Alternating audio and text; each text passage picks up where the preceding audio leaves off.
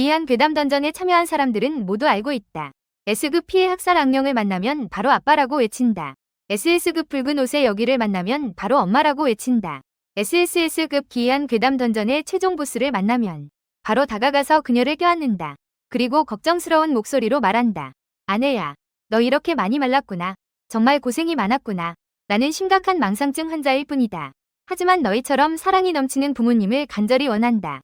하지만 병원의 간호사들은 모두 말한다. 너의 가족은 모두 기이한 괴담 던전 안에 있다고. 그래서 SSS급 기이한 괴담 던전이 나타났을 때 나는 주저하지 않고 뛰어들었다. 피해 학살자 부부를 해체하고 있는 앞에 무릎을 꿇었다. 아빠, 엄마, 드디어 너희를 찾았다. 외치는 소리를 들었다. 요리 중인 도살자가 나를 향해 고기 자르는 칼을 들고 다가왔다. 당신은 우리를 뭐라고 부르나요? 코앞에 다가오는 피 냄새를 느끼며 나는 진지하게 도살자의 눈을 응시했다. 그들은 모두 내 가족이 던전 안에 있다고 말했다. 당신은 분명히 내 아빠입니다. 이 장면을 보며 방송실의 관객들은 이미 멍해졌다. 어떤 관객들은 이미 생존자의 방송실로 전환했다. 다음 순간에 피비린내 나는 장면을 보지 못할 것 같았다. 그러나 도살자는 이 갑작스러운 질문에 웃음을 터뜨렸다. 없음. 그의 가면에 있는 큰 입이 흉악하게 웃기 시작했다. 나는 내 아빠야. 착한 아들아, 들어와서 밥 먹어라. 상대방이 인정하는 순간 가슴속에서 씁쓸함과 무력감이 밀려왔다. 이렇게 오랜 세월 끝에 나는 드디어 내 가족을 찾았다. 너 봐. 옷이 다 찢어졌어. 잠시 후 엄마가 너의 옷을 수선해줄게. 이때 가죽을 꿰매고 있는 피 묻은 옷의 간호사. 간호사도 나에게 말을 걸었다. 그녀는 수술칼과 바늘실을 쥔 손을 공중에서 흔들었다. 나는 수년 동안 입어온 병원복을 내려다보았다. 이렇게 오랜 세월 동안 아무도 내가 입는 옷에 좋고 나쁨을 신경 쓰지 않았다. 이때 병원복은 이미 더럽고 찢어져 있었다. 나는 눈가가 순간적으로 촉촉해지며 힘껏 고개를 끄덕였다. 이때 도살자가 흉악하게 웃으며 한 덩어리에 이상한 고기 덩어리를 테이블 위에 놓았다. 그리고 나서 나를 향해 자신의 고기 썰기 칼을 휘두르며 고개를 돌렸다. 착한 아들아, 이리 와서 밥 먹어라. 나는 감동적으로 두 사람을 바라보았다. 방 안의 더러움과 피투성이에 전혀 신경 쓰지 않았다.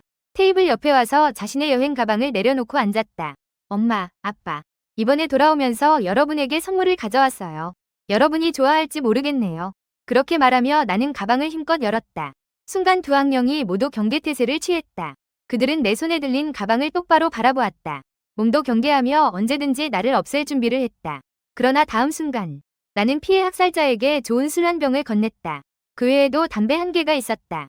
나의 기대 어린 시선을 바라보며 피해 학살자의 눈에 잠깐 혼란이 스쳤다. 도대체 이게 연기인지 진짜 두렵지 않은 건지. 들어온 순간부터 그들은 조금의 두려움도 느끼지 못했다. 지금은 더욱 기대하며 나를 바라보고 있었다. 마치 자신의 칭찬을 받고 싶어하는 듯했다. 그는 잠시 침묵하다가 결국 내 손에서 그 숨겨진 술병을 받았다. 엄마, 너도 선물이 있어. 그리고 나는 눈부시게 빛나는 블루 사파이어 목걸이를 꺼냈다. 간호사 악령의 뒤로 가서 내가 너에게 걸어줄게. 그녀의 목에 걸어주었다. 엄마, 움직이지 마. 내가 너에게 써줄게. 나는 진지하게 고개를 숙여 위쪽의 잠금을 눌렀다. 두 악령 모두 손을 멈추었다. 서로의 행동을 바라보며 약간 혼란스러워했다. 그들은 느낄 수 있었다. 술이든 목걸이든 악령에게 해를 끼칠 수 없는 특별한 물품은 아니다. 정말 아름답다. 진심으로 칭찬한다. 두 악령의 점점 이상해지는 눈빛에는 전혀 신경 쓰지 않았다. 자, 이제 밥 먹자. 간호사 악령이 몸을 비틀며 식탁으로 걸어갔다. 자리를 찾아 앉았다. 그때 도살자가 손에 들고 있던 술병을 힘껏 열었다. 순간 간장향이 집안 가득 퍼졌다. 그러나 다음 순간 그는 그것을 식탁 위에 불쾌하고 기이한 고기 반죽에 도입했다. 원래 끈적한 고기가 더 역겨운 국물로 희석되었다. 하지만 도살자의 행동을 보니 나는 눈이 붉어지고 마음이 감동으로 가득 찼다. 아버지가 나를 위해 술을 요리에 부어 비린내를 없애다니. 분명 내가 받아들이지 못할까봐 이렇게 한 거겠지. 내가 코를 훌쩍이며 눈물이 날 것 같자. 이때 생중계 방의 관객들은 한숨을 쉬었다. 이 정신병자가 두려워하지 않을 줄 알았다. 이제 눈물이 나올 것 같다. 악령이 그를 장난감처럼 가지고 노는 것보다는 차라리 일찍 죽는 게 낫겠다. 하지만 많은 사람의 시선이 집중된 가운데 나는 순순히 자리에 앉았다. 아버지, 감사합니다. 나는 예의 바르게 앞에 있는 그릇을 들었다. 그 젓가락의 이상한 모양은 전혀 신경 쓰지 않았다. 이 후칭을 듣고 도살자가 갑자기 몸을 멈추었다. 네가 좋아하면 좋겠다. 도살자의 이 반응은 즉시 생중계 방의 관객들을 자신이 착각하고 있다고 느끼게 했다. 그들은 이 말에서 아무런 살기를 느끼지 못했다. 내 마음속에 따뜻한 기운이 스쳤다. 가족이 만든 음식을 내가 어떻게 싫어할 수 있겠는가? 정신병원에 10년 동안 갇혀 있었고 한 번도 정상인으로 대우받은 적이 없었다. 모든 것을 다 먹어본 적이 있다. 내가 그릇을 들고 밥을 먹기 시작했을 때 방송실의 관객들과 두 악령의 시선이 모두 나에게 집중되었다. 이때 방송실의 시청자 수는 이미 1000만을 넘었다. 모두가 내 방송실에 귀신의 집놀이라는 별명을 붙였다. 모두가 내가 토하는 장면을 기다리고 있었다. 그러나 한 그릇을 먹은 후 나는 손에 든 빈 그릇을 높이 들었다. 아빠, 한 그릇 더 주세요. 나의 식사를 지켜보던 도살자도 어리둥절했다. 처음에 그는 정말로 집놀이를 하려는 마음이었다. 그는 또 인간의 속임수라고 생각했다. 아니면 새로운 생존 방식이라고. 그러나 그는 이 아이의 눈에서 두려움을 조금도 찾지 못했다. 심지어 그에게 밥을 내주는 순간에도 이 아이는 눈가가 붉어져서 거의 울 것 같았다. 그는 정말로 감동하고 있었다. 이 감정을 이해한 후 도살자 자신도 놀랐다. 그들 같은 악령은 인간의 두려움을 흡수하여 성장한다. 일정 범위 내에서 그들은 미세한 두려움조차 느낄 수 있다. 하지만 지금 그가 느끼는 것은 오직 감동과 행복뿐이다. 악령으로서 그는 이 두 가지 감정의 맛을 느껴본 적이 없다. 그의 성장에는 아무런 도움이 되지 않지만 그러나 전례 없는 향기가 있다. 도살자가 다시 한 그릇에 국을 담았다. 그리고 나에게 이 몇 년 동안 어떻게 지냈는지 물었다. 나는 그릇을 들고 꿀꺽꿀꺽 국을 마셨다. 별로 신경 쓰지 않는 듯한 모습으로 말했다. 이 몇 년 동안 나는 잘 지냈어. 하지만 도살자와 피 묻은 옷의 간호사는 지금 많은 불편함, 고통, 슬픔의 기운을 느꼈다. 도살자는 침묵했다. 그 감정의 쓴맛은 그들이 가장 좋아하고 즐기는 것이었다. 하지만 지금은 매우 초조하게 느껴졌다. 잠시 후 너희 엄마가 위층에 가서 방 하나를 정리해 줄 거야. 먼저 위로 올라가서 좀 쉬어라. 간호사는 고개를 끄덕이며 계단을 올라갔다. 방금 내 감정 변화도 그녀가 느낄 수 있었다. 사실 그녀에게 목걸이를 걸어줄 때 그녀는 이 아이의 눈에서 진실만을 보았다. 피해 학살자가 만든 음식은 항상 맛이 없었다. 그 아이는 오히려 깨끗하게 다 먹었다. 이 생각을 하자 그녀는 갑자기 멈칫했다. 나중에 피해 학살자에게 저녁을 챙기라고 꼭 알려야겠다. 정상적인 음식을 좀 준비해야겠다. 그녀는 매라운드 던전이 열릴 때마다 인간이 여기서 3일 동안 생존한다는 것을 알고 있었다. 하지만 이 아이는 분명히 아무 간식도 가져오지 않았다. 이 생각을 하자 그녀는 저도 모르게 웃음을 터뜨렸다. 자신과 피해 학살자가 인간 아들을 가지게 될 줄은 몰랐다. 텅 빈 방을 바라보며 그녀는 창문으로 곧장 뛰어내렸다. 비록 이 아이는 우리의 물건을 싫어하지 않지만 하지만 지금 그녀는 깨끗한 이불 세트를 준비하고 싶었다. 이때 방송 채널의 시청자들은 더 이상 가만히 있을 수 없었다. 내가 두 그릇 밥을 신나게 먹는 모습을 보며 피해 학살자와 즐겁게 대화하기 시작했다. 그런데 피해 학살자는 소파에 조용히 앉아 있었다. 조용히 내가 이 몇 년간의 이야기를 하는 것을 듣고 있었다. 아이고, 일찍이 이런 악령들이 이런 방식으로 먹는다고 말했어야 했다. 살아남을 수만 있다면 고기 퓨레를 먹는 것은 물론이고 똥을 먹는 것도 나는 괜찮다. 며칠 놀다가 마지막에 죽일 수도 있지 않을까? 하지만 이 녀석은 정말 허풍을 잘 치는구나. 자신이 예전에는 쓸 돈이 많아서 많은 여자들이 자신을 쫓아왔다고 말한다. 홍주정신병원은 누가 모르겠어? 거기는 인체 장기를 기르는 곳이지. 사실 피해 학살자도 내가 거짓말하고 있다는 것을 알고 있다. 하지만 그가 악령이 된 지는 너무 오래되었다.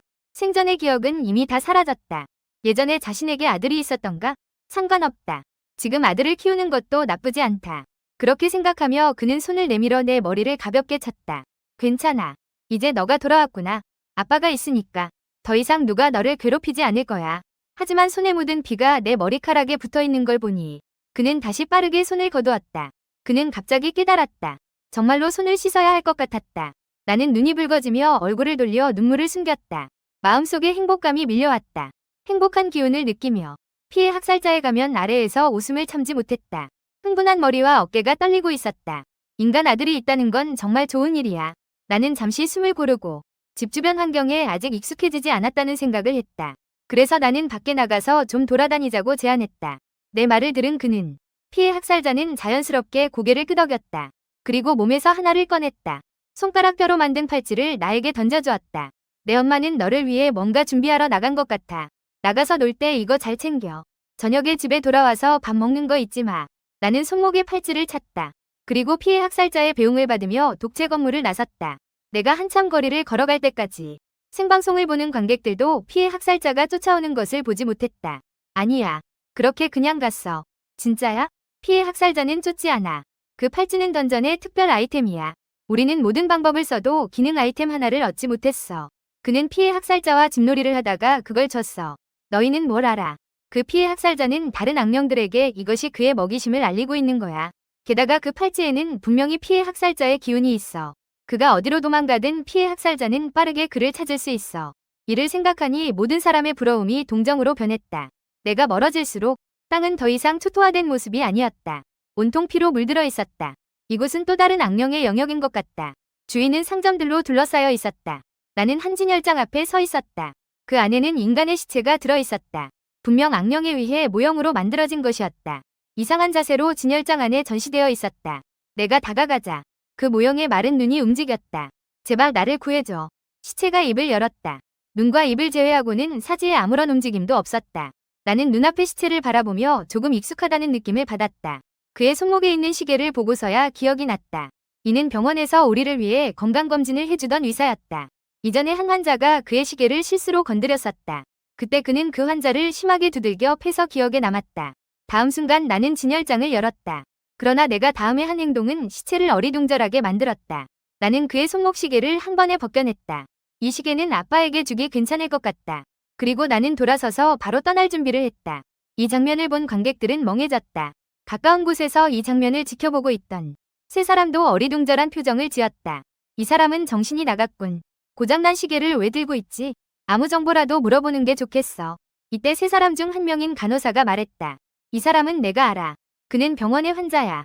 정장을 입은 한 남자가 말했다. 그를 우리에게 합류시키는 게 어때? 나는 괜찮다고 생각해. 간호사가 손을 들었다. 어쩌면 그를 속여서 우리에게 문을 열거나 길을 탐색하게 할 수도 있어. 탐색하자고 하자 다른 두 사람의 눈이 반짝였다. 그럼 서둘러야 해. 지금 바로 가자. 정장 남자는 말없이 가장 앞서 나갔다. 잠시 후 간호사는 맨 뒤로 쳐졌다. 두 사람이 앞에서 뛰는 모습을 바라보았다. 간호사는 나를 찾겠다는 생각을 더욱 확고히 했다. 왜냐하면 위험에 처하면 마지막으로 도망가는 사람은 팀의 방패가 된다. 친구, 잠깐만. 이렇게 당당하게 다니면 안 돼. 여기 위험해. 그렇게 말하며 그는 나를 끌고 들어갔다. 옆에 있는 버려진 방으로. 나는 조제라고 해. 이분은 소아 간호사야. 이분은 왕병형이야. 그는 옆에 있는 두 사람을 나에게 소개하기 시작했다. 안녕하세요. 나는 강철이라고 해. 나는 두 사람이 예의 바르게 대답하는 것을 보았다. 소아 간호사는 즉시 기뻐했다. 그녀는 이 환자를 잘 알고 있었다. 그에게 가족에 관한 것만 말하면 그는 매우 잘 듣는다. 나는 내 가족이 어디 있는지 알아. 내가 데려다 줄게. 괜찮아? 필요 없어. 나는 이미 부모님을 찾았어. 아, 소아 간호사는 순간 얼어버렸다.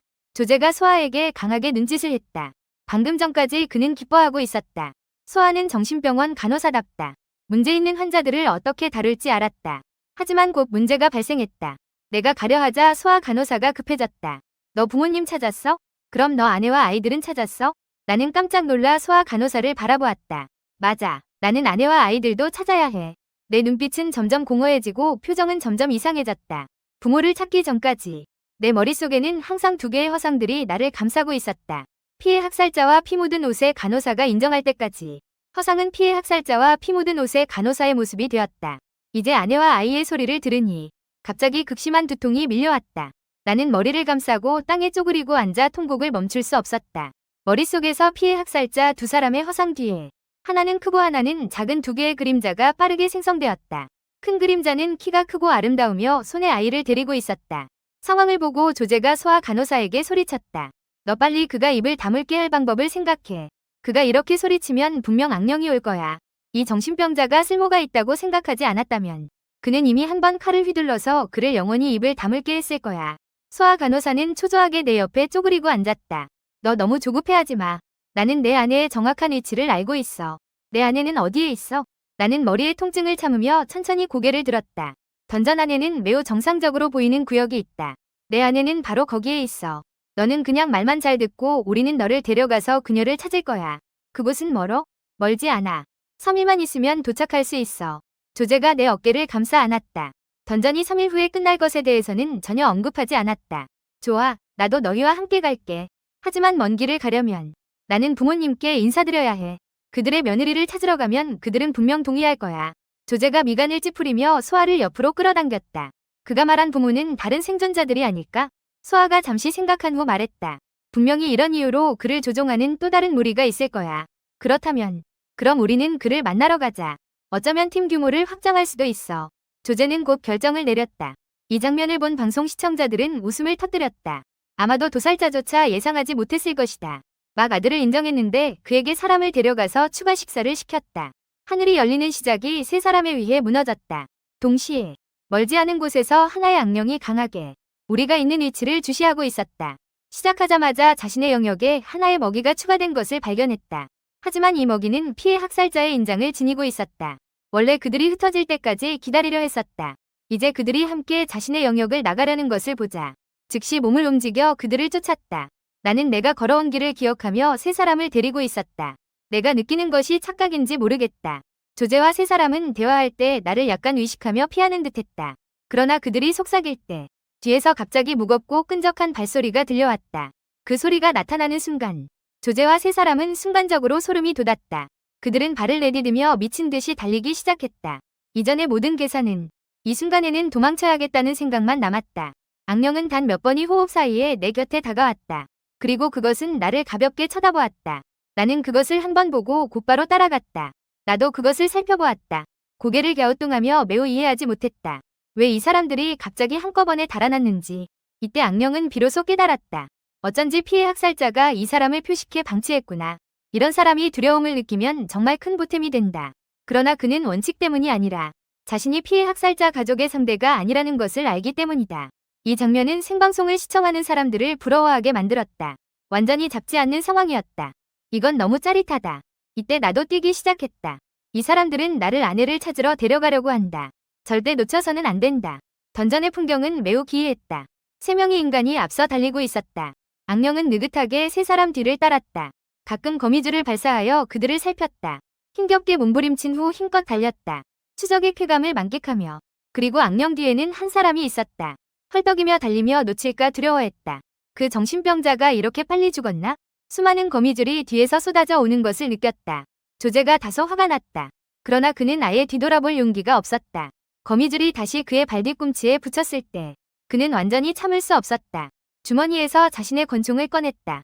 앞에 있는 왕병을 향해 두 발을 쏘았다. 왕병은 순간 힘을 잃고 그대로 바닥에 쓰러졌다. 조제, 너 같은 개자식. 너는 좋은 죽음을 맞지 않을 거야.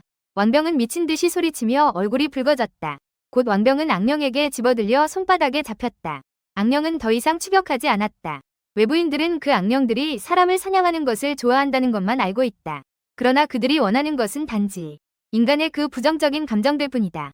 이러한 원한, 분노, 복수의 감정은 그들에게 이미 충분하다. 그들은 심지어 나를 한 번도 쳐다보지 않았다. 8개의 다리가 거미처럼 벽에 기어올랐다. 단 몇 번이 숨을 쉬는 사이에 건물 사이로 사라졌다. 빈줄. 뒤에서 들리던 무겁고 어수선한 발소리가 갑자기 사라졌다. 조제와 두 사람은 그제서야 뒤를 한번 쳐다볼 용기를 냈다. 그들은 그 거미 악령이 사라진 것을 발견했다. 그 후 갑자기 안도의 한숨을 내쉬었다. 재빨리 몸을 숨겨 옆집으로 들어갔다. 소아는 조제를 경계하는 눈빛으로 한번 쳐다보았다. 하지만 방금 총쏜 일에 대해서는 언급하지 않았다. 악령이 두 사람을 잡았으니 단시간 내에 나타나지 않을 것이다. 조제는 자신의 가슴을 오랫동안 두드렸다. 그 후에야 숨이 가라앉았다. 그 정신병자는 좀 아쉬웠다. 소아는 한숨을 내쉬었다. 아쉬운 게 뭐야? 정신병자가 이렇게 많은데 또 하나 찾아서 죽게 할 필요는 없어. 조제는 그녀를 차가운 눈빛으로 한번 쳐다보았다. 그 정신병자들의 약점을 아는 것이 바로 너의 가치다. 너희는 그렇게 빨리 왜 뛰는 거야? 나도 거의 따라잡지 못할 뻔했어. 나는 문에 기대어 숨을 헐떡였다. 내 목소리를 듣고 두 사람은 갑자기 돌아보았다. 두 사람은 마치 귀신을 본 것처럼 눈을 크게 뜨고 있었다. 너는 어떻게 아직 살아있어? 조제가 참지 못하고 두 걸음 물러섰다. 나를 보니 온몸에 먼지 하나 없었다. 조제는 한 손을 이미 허리 뒤로 뻗었다. 거기 그의 무기가 꽂혀 있었다. 소아 간호사는 오히려 마음을 가다듬고 침을 삼켰다. 방금 그 스파이더 악령 말이야. 너는 어떻게 그의 소나기에서 도망쳤어? 이렇게 질문을 받자 나는 즉시 화가 났다. 왜 도망쳐야 해? 너희가 너무 빨리 도망치지 않았다면 누가 다쳤겠어? 아저씨는 분명 너희에게 경고하고 싶었을 거야.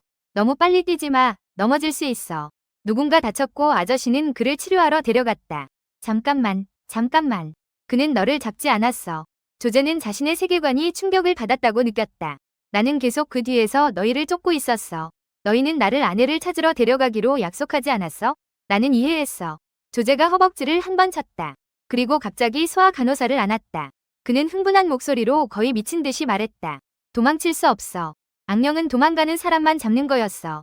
그는 나를 보며 뭔가 이해한 것 같은 느낌을 받았다. 소아 간호사도 반응한 것 같았다.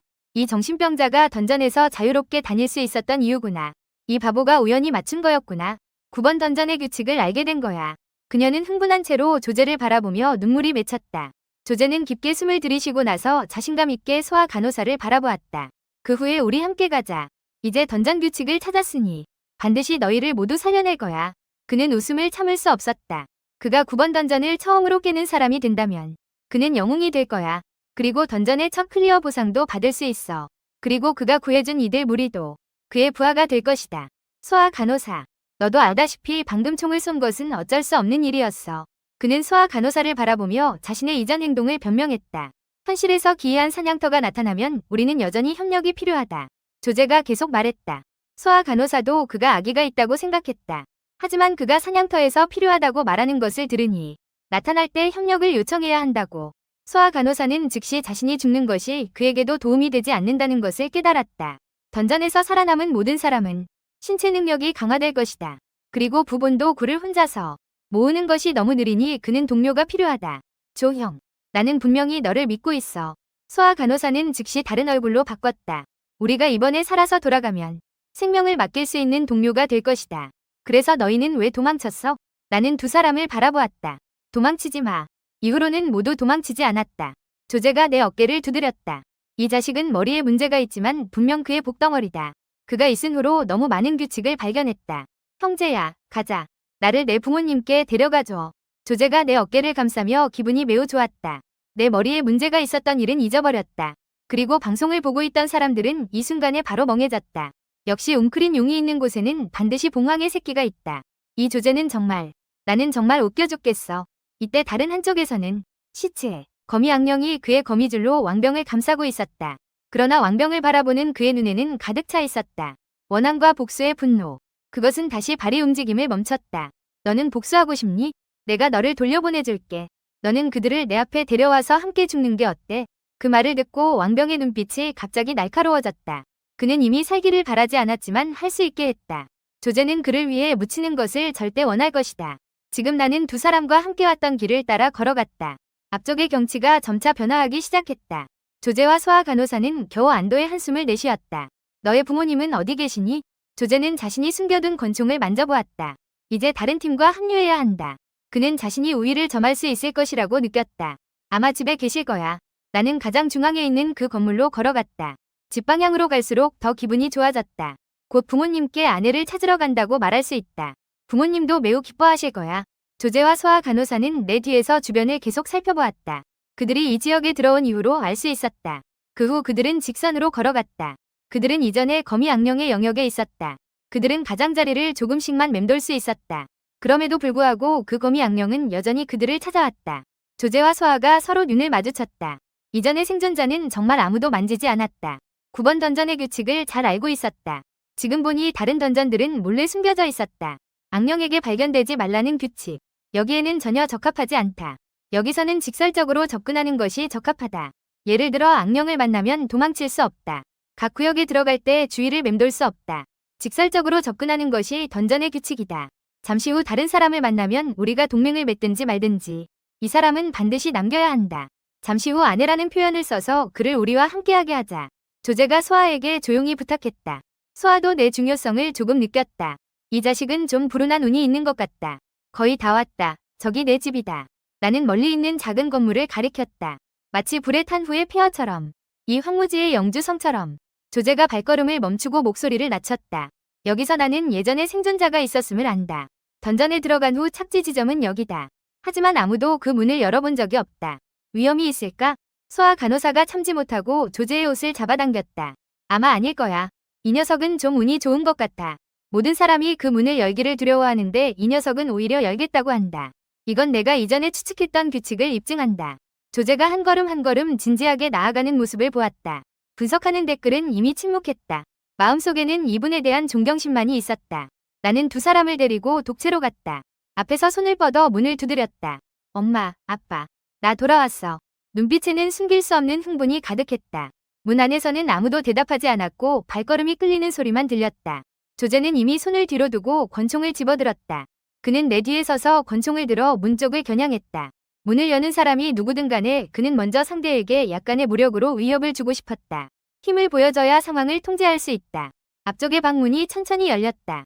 틈 뒤에서 한 사람의 그림자가 천천히 나타났다. 더러운 돼지 도살복 위에 핏대가 남아있었다. 가면의 두 개의 구멍을 통해 피빛의 두 눈이 보였다. 순간적으로 한기가 조제의 발바닥에서부터 머리 꼭대기까지 치솟았다. 그는 권총을 쥔 손이 계속 떨리고 있었다. 생중계를 보고 있는 관객들도 갑자기 숨이 막히는 듯했다. 결과를 이미 알고 있음에도 불구하고 이 장면을 보니 여전히 숨이 막히는 기분이었다. 모두가 아직 결론을 내리지 못했다. 그러다 총성이 울렸다. 펑 하는 큰 소리. 총알의 힘이 피해 학살자의 이마를 향해 날아갔다. 그의 머리가 뒤로 젖혀지며 이마에서 검은 연기가 피어올랐다. 조제가 이를 악물고 권총을 쥔 손이 떨리고 있었다. 그는 악령이 죽지 않는다는 것만 알고 있었다. 죽는 건 자신이 될 것이다. 너의 할아버지에게 가라. 이 바보 같은 정신병. 눈앞에 피해 학살자의 이마에 나타난 구멍을 보며 후회, 분노, 여러 감정이 순간 내 머릿속에서 폭발했다. 나는 돌아서서 조제의 목을 움켜잡았다. 너 이개 자식. 너를 죽이겠다. 옆에 있던 소아는 상황을 보고 깜짝 놀라서 후퇴했다. 눈앞의 장면이 그녀를 이미 무너뜨렸다. 그녀는 이해할 수 없었다. 왜 악령을 향해 총을 쏘는 이 정신병자가 화를 내는지. 그녀는 지금 이개가 걔를 물고 있는 기회를 이용해 서둘러 떠나고 싶었다. 이때 조제의 얼굴은 내가 움켜잡아서 돼지간색이 되었다. 그는 힘겹게 권총을 들어 내 관자놀이를 겨냥했다. 생중계를 보고 있는 관객들은 즉시 침묵했다. 나는 이 정신병자가 전혀 바보 같지 않다고 생각했다. 그는 자신의 보호막이 사라졌다는 것을 알고 있었다. 마지막 승자가 그 작은 간호사일 줄은 몰랐다. 아니야. 형제들. 너희는 한 가지를 잊은 것 같아. 열무기는 악령에게 전혀 피해를 주지 못해. 한마디가 다시 사람들을 현실로 끌어왔다. 역시 총구가 내 관자놀이를 겨냥하는 순간 피로 물든 큰 손이 순간적으로 총구를 부숴버렸다. 이때 피해 학살자는 천천히 뒤로 젖힌 머리를 들어올렸다. 이마에 터버린 구멍이 있었지만 자세히 보면 그는 아무런 피해를 입지 않았음을 알 수 있었다. 괜찮아. 나는 괜찮아. 피해 학살자가 내 머리를 가볍게 두드리며 말했다. 내 감정을 뚜렷하게 느끼고 있었다. 그는 돌아서서 분노에 찬 눈빛으로 조제를 바라보았다. 그의 머리를 한 손으로 움켜잡았다. 그리고 지금 이미 굳어버린 소아 간호사를 한 번 더 바라보았다. 너는 친구와 함께 안으로 들어가서 밥 먹어라. 이 나쁜 아빠가 처리하면 돼. 모두 내 잘못이야. 아무나 집에 데려오면 안 됐어. 나는 제어할 수 없이 흘러나오는 눈물을 닦았다. 그들이 내 아내가 어디에 있는지 안다고 말했어. 내가 그들을 데려온 거야. 괜찮아 괜찮아. 너는 착한 아이야. 모두 그들이야. 그렇게 말하며 피해 학살자가 나를 부드럽게 집 안으로 끌어당겼다. 그리고 나서 바닥에 넘어져 있는 소아 간호사를 바라보았다. 소아 간호사는 두려움에 퇴각했다. 본능적으로 일어나서 돌아서 도망치고 싶었다. 결과적으로 돌아보니 피 묻은 옷의 간호사가 그녀의 뒤에 서 있는 것을 보았다. 그리고 그녀도 집 안으로 끌려갔다. 방문이 닫히는 것을 보았다. 피해 학살자는 그제야 조제의 머리를 잡고 정원으로 끌고 갔다. 5개의 손가락이 이미 조제의 두개골에 깊이 박혀 있었다. 그는 고통스럽게 비명을 질렀다. 눈이 터질 듯이 분노했다. 이때 그는 자신이 얼마나 어리석었는지를 깨달았다. 정신병자의 말을 진지하게 받아들일 수 있다니. 그러나 그가 후회할 시간은 없었다. 피해 학살자가 손가락의 힘을 조금 더 세게 했다. 그의 머리는 수박처럼 터져나갔다. 정원에 조용히 누워있는 무머리 시체가 되었다. 이 일을 마친 피해 학살자는 즉시 집으로 돌아가지 않았다. 대신 몇 번이 몸짓으로 사라져 어디로 갔는지 알 수 없었다. 그와 동시에 독립된 작은 건물 안에서 나는 죄책감 가득한 얼굴로 소파에 앉아 있었다. 답답한 마음에 고개를 숙이고 가끔 문 쪽을 바라보았다. 아빠는 아직 돌아오지 않았나요? 그는 친구에게 물건을 돌려주러 갔다. 그때 피 묻은 옷의 간호사가 내 앞에 물 한 잔을 부어주었다. 이 두 사냥감은 옆집 거미의 것이다. 도살자가 방금 참지 못하고 하나를 죽였다. 자연히 다른 사람에게 돌려줄 사냥감을 다시 찾아야 했다. 이 사람은 내 친구니? 피 묻은 옷의 간호사는 공포에 휩싸인 소아 간호사를 바라보았다. 비웃는 얼굴로 물었다. 그녀는 내 친구가 아니다. 하지만 그녀는 나를 아내를 찾으러 데려가겠다고 말했다. 너는 이미 아내가 있다. 피 묻은 옷의 간호사는 그 말을 듣고 깜짝 놀랐다. 그리고 나서 다시 찡그렸다. 그럼 너는 빨리 그녀를 찾아야 해. 여기 안전하지 않아. 너는 어디에 있는지 아는가? 그녀는 위아한 표정으로 소아 간호사를 바라보았다.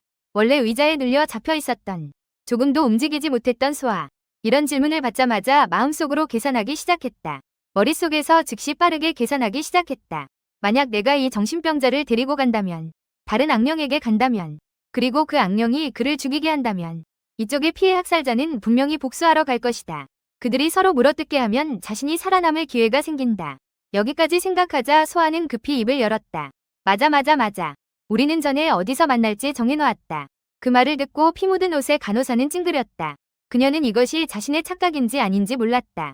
그녀는 순간 이 여자에게서 다행이라는 생각을 느꼈다. 알겠어.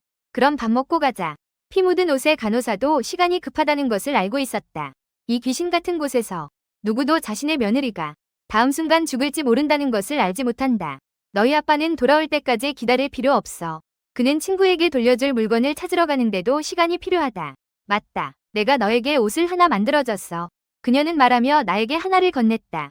약간의 신선한 피가 묻은 의사 가운. 그리고 돌아서 각 끓인 라면 한 그릇을 내 앞에 놓았다. 이건 분명히 그녀가 이전에 나가서 몇몇 희생자에게서 얻은 인간의 음식이다. 내 앞에 있는 음식을 보자. 소아는 즉시 멍해졌다. 악령이 준비한 음식은 라면이었다. 악령은 라면을 좋아하나? 급하게 나가야 해서 나는 빨리 먹었다. 소아는 솔직하게 아무 소리도 내지 않았다. 뇌가 미친 속도로 빠르게 돌아간다. 그녀는 이 악령에게서 모성의 광희를 느꼈다. 그녀는 자신도 그렇게 할지 고민했다. 악령에게 엄마라고 부르며 한번 도박해볼까? 하지만 자신이 곧바로 정신병자와 함께 아내를 찾으러 갈 것이라는 생각에 다시 그 생각을 포기했다. 적어도 그의 아내를 찾기 전까지는 자신이 안전하다는 것을 알았다. 이때 방송 채널의 관객들은 이미 폭발했다. 왜냐하면 방송화면은 악령의 환상에 영향을 받지 않기 때문이다. 그래서 지금 모든 사람들이 분명히 볼 수 있다. 내가 먹고 있는 음식은 진짜 라면이다. 그리고 어떤 알 수 없는 피와 살로 변한 역겨운 구더기가 아니다. 관객들은 이런 집놀이의 성공 가능성을 계산하기 시작했다. 한순간 방송 채널의 열기가 다시 급증했다. 한 정신병자가 지금까지 살아남았다는 것. 그리고 두 개의 특별한 도구가 이미 문제를 설명해 주었다. 맹기의 집놀이. 절대적으로 실행 가능한 방법이다. 생중계방이 모든 사람들이 눈을 떼지 않고 지켜보고 있다. 악령과 어떻게 교묘하게 대처하는지 배우고 싶다. 채팅창을 보며 내 행동을 진지하게 분석하는 모습. 누군가 자조적으로 웃으며 말했다. 웃겨 죽겠다. 정신병은 정말로 타고난 집안놀이의 성체다. 소아는 자신을 뚫어지게 바라보고 있다. 그녀는 왜 내가 이렇게 맛있게 먹을 수 있는지 이해하지 못한다. 귀신이 알겠냐? 이게 악령의 환술인지. 높은 확률로 그릇 속의 라면은 수많은 꿈틀거리는 구더기일 것이다. 피 묻은 옷의 간호사는 소아를 경멸하는 눈빛으로 바라본다. 그녀는 소아에 미친 듯이 변하는 감정을 느낄 수 있기 때문이다.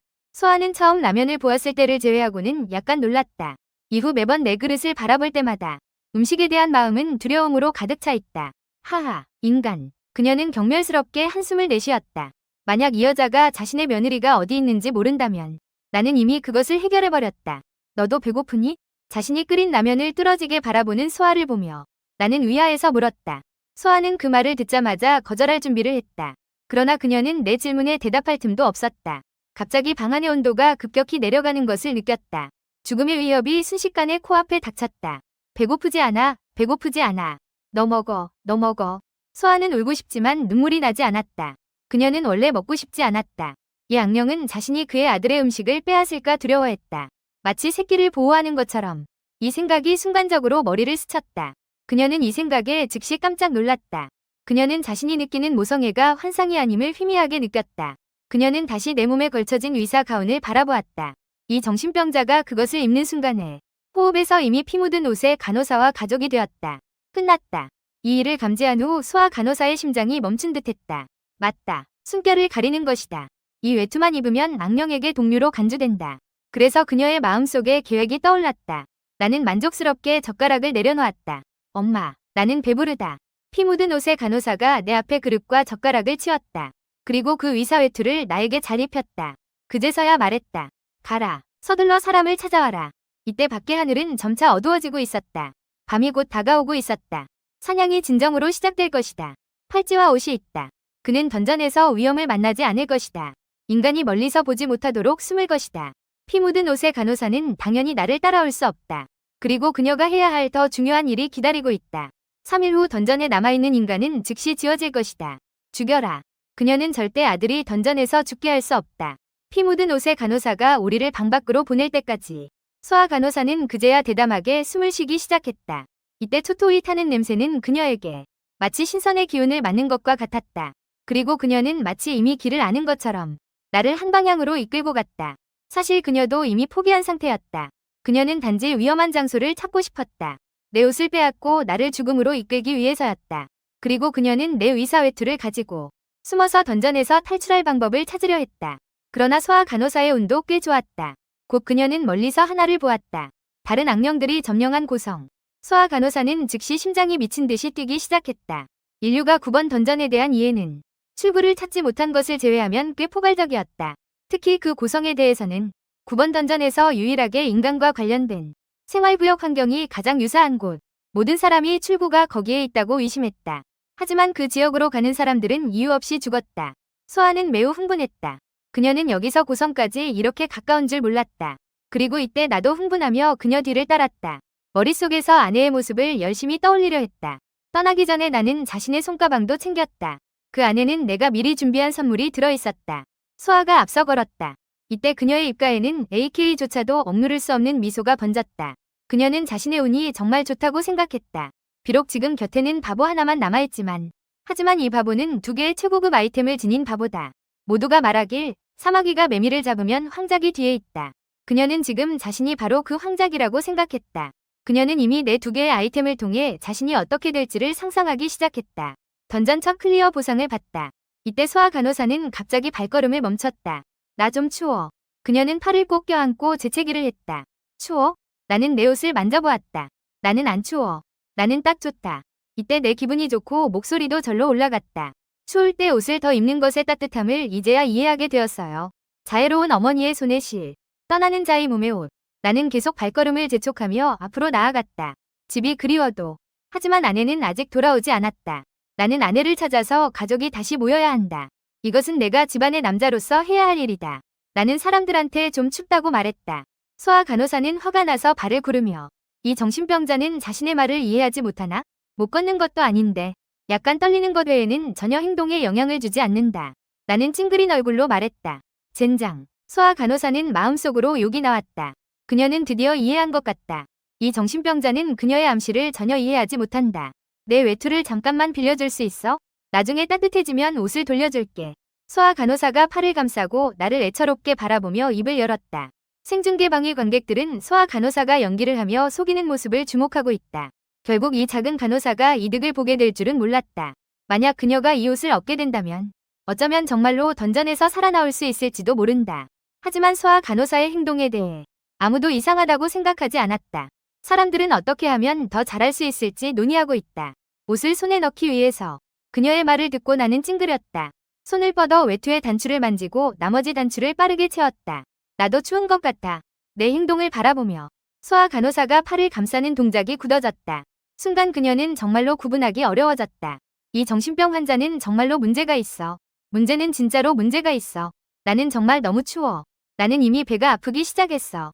소아 간호사는 배를 감싸고 땅에 쪼그리고 앉아 고통스러운 표정을 지었다. 너도 아내를 잃고 싶지 않겠지.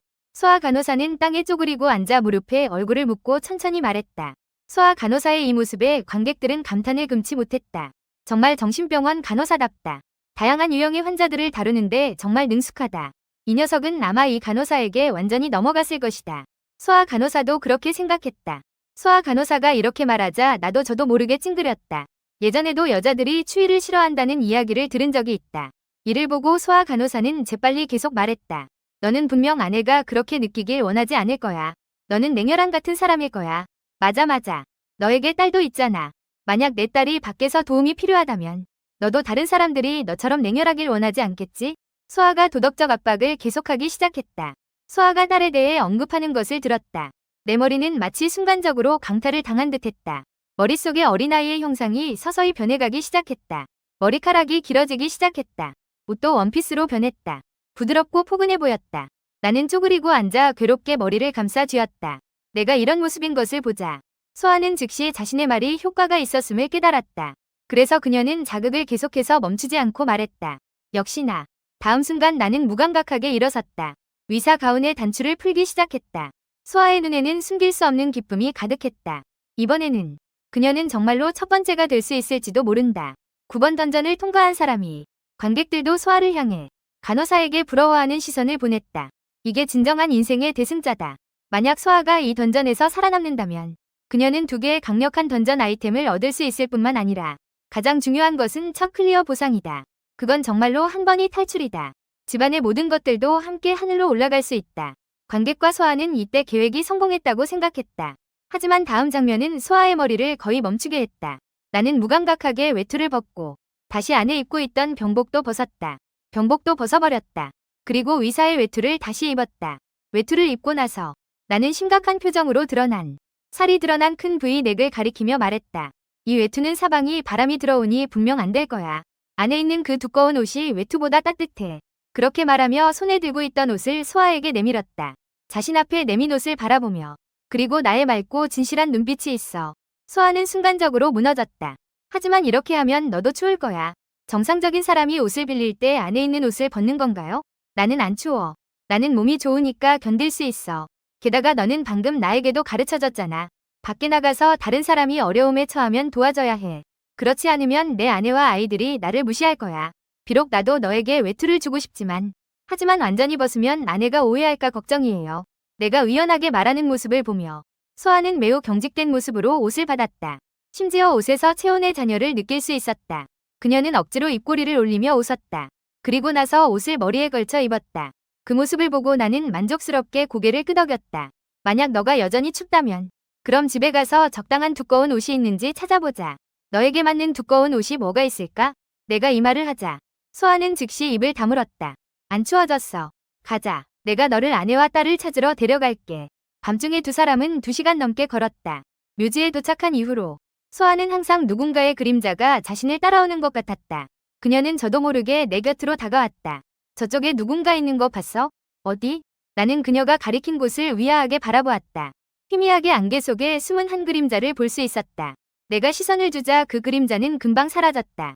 봤어? 소아가 내 곁에 다가와 흥분해서 말했지만 너무 큰 소리는 내지 않았다. 위에 뭔가 있는 것 같아. 나는 그냥 한번 쳐다봤다가 시선을 돌렸다. 하지만 지금은 할 일이 있어. 친구를 사귈 생각은 없어. 소아는 좀 할 말을 잃었다. 이 악령은 아마도 두려워서 아직 손을 대지 않은 것 같다.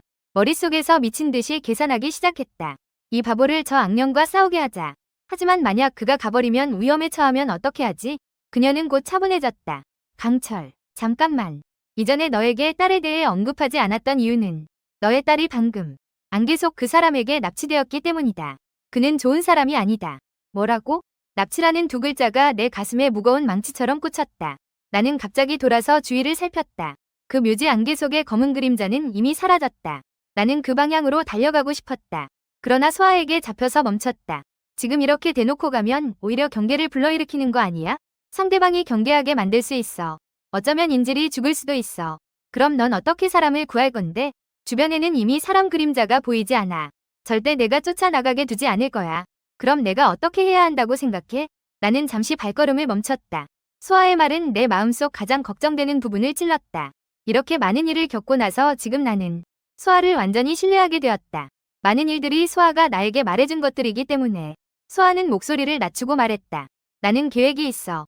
잠시 후 너와 나는 조금 떨어져서 가야 해. 내가 가장 앞에서 걸을게. 너는 내 뒤에 너무 멀리 떨어지지 말고 따라와. 어둠 속의 사람은 분명 나에게 손을 대고 싶어 할 거야. 그때 너는 그냥 뛰어와서 그를 죽여. 소아는 위험을 감수하고 미끼가 되기로 결심했다. 그녀가 유일하게 확실히 아는 것은 그녀는 나와 악령 사이의 갈등을 일으키려 한다. 하지만 이렇게 하면 너에게 위험이 되지 않을까? 나는 잠시 망설였다. 다른 사람을 미끼로 삼아 자신의 딸을 구하는 것은 내 양심이 조금 찔렸다. 어떤 일이 아이보다 중요할 수 있겠어. 네가 전력을 다해 나를 보호해준다면 나는 후회하지 않을 거야. 소아는 머리 위에 거대한 투명한 원형 잎을 바라보며 씁쓸했다. 그녀는 지금까지 올 수 있었던 것이 이미 행운이라고 느꼈다. 이런 위험한 던전에서 걱정하지 않다. 조금의 위험도 불가능해. 그리고 그녀는 진지하게 나를 바라보았다. 내가 너를 유인하여 어둠 속의 적을 끌어낼게. 너는 도망치는 게 두렵니? 아니, 그렇지 않아. 나는 단호하게 보장해. 좋아. 잠시 후 너는 조심해서 뒤에 숨어 있어. 소아는 마음속으로 주먹을 쥐며 결심을 다졌다. 나와 간단히 상의한 후에 소아는 일어나서 가장 앞에 걸었다. 묘지의 바람 소리가 계속 귀에 윙윙거렸다. 그녀는 주먹을 꽉 쥐고 그림자의 출현에 주의를 기울였다. 그녀는 이미 나와 이야기를 나누었다. 위험에 처하는 순간 그녀는 비명을 질렀다. 그러면 나는 달려가서 죽음을 맞이할 것이다. 아니야. 그녀를 구하는 거야. 그렇게 오래 걷지 않았다. 소아는 자신의 등 뒤가 서늘해지는 것을 느꼈다. 누군가에게 지켜보고 있다는 느낌이 다시 마음 깊숙이 올라왔다. 하지만 그녀의 감정 속에는 단 한 쌍의 눈이 아니었다. 오히려 수많은 눈들이 빽빽하게 존재하고 있었다. 소아가 발걸음을 멈췄다. 갑자기 땅에 있는 그 무덤들을 바라보았다. 마치 이 무덤 아래에 있는 것들이 모두 기어 나오는 것 같았다. 그녀는 여기에 악령이 하나가 아닐 수도 있다는 것을 깨달았다. 그녀는 발걸음을 멈추고 뒤를 돌아보았다. 그녀는 약간 후회했다. 그녀는 빨리 내 곁으로 돌아가고 싶었다. 그러나 그녀의 시선은 이때부터 흐릿해지기 시작했다. 수많은 무덤이 중첩된 그림자로 변했다.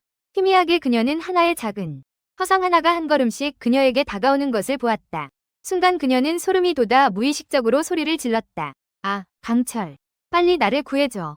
내가 듣지 못할까 두려운 듯. 그녀는 다시 최대한 큰 소리로 날 부르며 날카롭게 외쳤다. 이 순간 그녀는 이미 분명히 느낄 수 있었다. 뒤에 있는 그 검은 그림자가 그녀에게 가까워지고 있었다. 단지 밤이 조금만 더 지나면 자신은 반드시 죽을 것이라는 것을. 그러나 단지 순간이었다. 흰 가운을 입은 그림자. 갑자기 안개 속에서 튀어나왔다. 그리고 주저하지 않고 그녀의 뒤로 달려갔다. 소아의 눈가가 순간적으로 촉촉해졌다. 그녀는 전에 없는 안정감을 느꼈다. 순간 그녀의 머릿속에 하나의 생각이 떠올랐다. 그가 살아남는 것도 나쁘지 않은 선택일지도 모른다. 정말 아쉬운 일이다. 그리고 나는 소리를 듣는 순간 나는 달려갔다. 소아를 본 순간 그녀의 뒤에 있는 그 그림자도 보았다. 나는 소아의 말을 기억하며 그 그림자를 향해 주저없이 달려갔다. 생방송 채팅방의 관객들은 나의 결단력 있는 행동을 주목했다. 그 행동에 모두가 한숨을 쉬었다. 이 녀석은 소아에게 너무 쉽게 속았다. 하지만 이런 곳에서는 소아가 속이지 않더라도 다른 누군가가 그를 속일 것이다. 이 소아는 정말 괜찮은 사람이다. 만약 그녀가 던전을 클리어할 수 있다면 나는 꼭 그녀에게 팀을 요청할 것이다. 너는 그녀가 너도 속일까 두렵지 않니? 너는 전혀 이해하지 못해. 능력 있는 사람과 팀을 이루는 것이 무능한 팀원보다 낫지. 남을 속일 수 있는 것도 일종의 능력이야. 사람들은 비웃으며 웃었다. 두 사람의 생중계 화면은 달랐다. 소아 간호사 쪽 화면은 내가 주저하지 않고 그녀를 향해 돌진하는 모습이었다. 내 쪽 화면은 곧바로 소아 간호사 뒤에 있는 그것이 돌진하는 모습이었다. 두 사람의 모습이 동시에 교차했다. 관객들은 소아 간호사가 한숨을 쉬는 소리를 분명히 들었다. 비록 그녀는 나처럼 진실한 사람을 보내고 싶지 않았지만 하지만 나는 뒤에 있는 악령을 상대하러 갔다. 그것은 나의 성공을 의미했다. 소아 간호사는 고개를 숙이고 돌아보지 못했다. 나는 너의 흰 가운을 가지고 너를 대신해 던전에서 탈출할 거야. 그리고 그녀는 용기를 내어 반대 방향으로 달리기 시작했다. 그녀는 지금 단지 숨을 수 있는 은신처를 찾아야 했다. 조용히 기다리면 된다. 그와 동시에 내가 가까워질수록 그림자가 점점 선명해졌다. 그건 한 작은 소녀였다. 손에 쥐고 있는 것은 긴 창자 조각이었다. 소녀가 나를 보는 순간 입을 벌리고 미친 듯이 웃기 시작했다. 이빨에는 끈적끈적한 피가 묻어 있었다. 방송실의 일부 관객들은 이미 화면을 끄고 있었다. 마음이 아팠다. 이렇게 진실한 사람의 죽음을 지켜보는 것이. 그러나 모든 사람의 예상과는 달리 나는 악령 소녀의 앞에 갑자기 뛰어갔다. 다음 순간 나는 그녀를 강하게 품에 안았다. 소아가 말한 것은 모두 사실이었다. 자신의 딸이 정말로 누군가에게 납치되었다. 눈물이 참을 수 없이 흘러내렸다. 너는 괜찮니? 다친 데는 없니? 힘든 일은 없었니? 나는 손을 내밀었다. 떨리는 손으로 그녀의 얼굴에 묻은 피를 닦았다. 마음이 아파서 품에 안은 아이의 상처를 살폈다. 나의 행동에 이 악령 소녀는 갑자기 멈칫했다. 장기를 쥔 손이 조금 어리둥절해 보였다. 이 전개. 생각했던 것과 조금 다른 것 같아. 그녀는 방금 한 마리 사냥감을 보고 오랫동안 따라갔다. 다른 사냥꾼이 있다는 것은 생각지도 못했다. 그녀의 영역으로 들어갔다. 그녀는 항상 몰래 지켜보며 기회를 잡으려 했다. 하지만 지금은 이게 무슨 상황이지? 그녀는 자신을 안고 있는 사람을 어리둥절하게 바라보았다. 이 악령이 왜 자신을 악이라고 부르는 걸까? 게다가 그의 몸에서 나는 기운이 매우 이상하다. 가까이 가면 조금 인간 같기도 하고 또 약간 악령 같기도 하다. 소녀는 내가 그녀의 얼굴에 있는 흙과 피를 닦는 것을 그대로 두었다. 그녀는 심지어 반응조차 하지 못했다. 나는 이미 그녀를 안고 크게 울었다. 아빠가 너를 잘 보호하지 못했어. 앞으로 아빠는 너를 위험에 빠뜨리지 않을 거야. 나는 그녀의 드레스를 정리하며 진지하게 약속했다. 봐, 아빠가 너에게 선물도 가져왔어. 말하면서 나는 옆에 있는 여행 가방을 열었다. 작은 소녀가 위아해하며 제자리에서 서 있었다. 아니야. 지금 도대체 무슨 일이 일어난 거지? 차가운 달빛이 두 사람에게 내리쬐었다. 나는 재빨리 여행 가방에서 꺼냈다. 약간 눌린 테디베어 하나. 소녀는 조용히 서 있었다. 테디베어가 천천히 원래 모습으로 돌아와 귀여워지는 것을 바라보았다. 순간 당황스러웠다. 눈 속에 잔인한 기운이 사라졌다. 만약 이게 마음에 들지 않으면 다음에 다른 걸 가져올게. 이 말을 할 때 나는 소녀의 눈을 제대로 쳐다보지 못했다. 마음속에 약간의 죄책감이 있었다. 왜냐하면 이 인형은 새 것이 아니었기 때문이다. 나도 그녀에게 다른 예쁜 옷을 가져다 주지 않았다. 소녀는 고개를 숙이고 멍하니 바라보았다. 자신의 손에 억지로 쥐어준 인형을. 그녀의 다른 손가락이 느슨해졌다. 손에 들고 있던 장기가 쿵하고 바닥에 떨어졌다. 털이 복슬복슬한 질감은 그녀가 한 번도 느껴본 적이 없는 것이었다. 그녀는 작은 곰인형의 얼굴을 꼬집었다. 둥글둥글한 얼굴이 쑥 들어갔다가 빠르게 부풀어 올랐다. 그녀는 다시 손을 뻗어 테디베어의 머리를 만졌다. 손바닥에서 전해지는 촉감이 그녀를 사로잡았다. 좋아? 나는 조심스럽게 물었다. 좋아. 소녀의 목소리는 약간 흥분되어 있었다. 나도 아빠에게 선물을 가져왔어. 무언가를 떠올린 듯했다. 그녀는 바닥에서 부드럽고 쫄깃한 장기를 주워들었다. 그리고 그것을 내 목에 걸었다. 이전에 그녀는 항상 이것을 들고 노는 것을 좋아했다. 장기가 그 생존자들을 쫓아다녔다. 생존자들은 그녀가 손에 휘두르는 장기를 보면 참지 못하고 도망쳤다. 이때 한 줄의 비명이 하늘을 가르며 울려 퍼졌다. 소녀는 비명을 지르는 방향을 바라보며 즉시 흥분한 눈빛을 보였다. 방금 잠시 방해받았다. 그녀는 자신이 무엇을 하려 했는지 잊어버렸다. 소아를 보자 그녀는 입을 벌리고 다시 잔인하게 웃기 시작했다.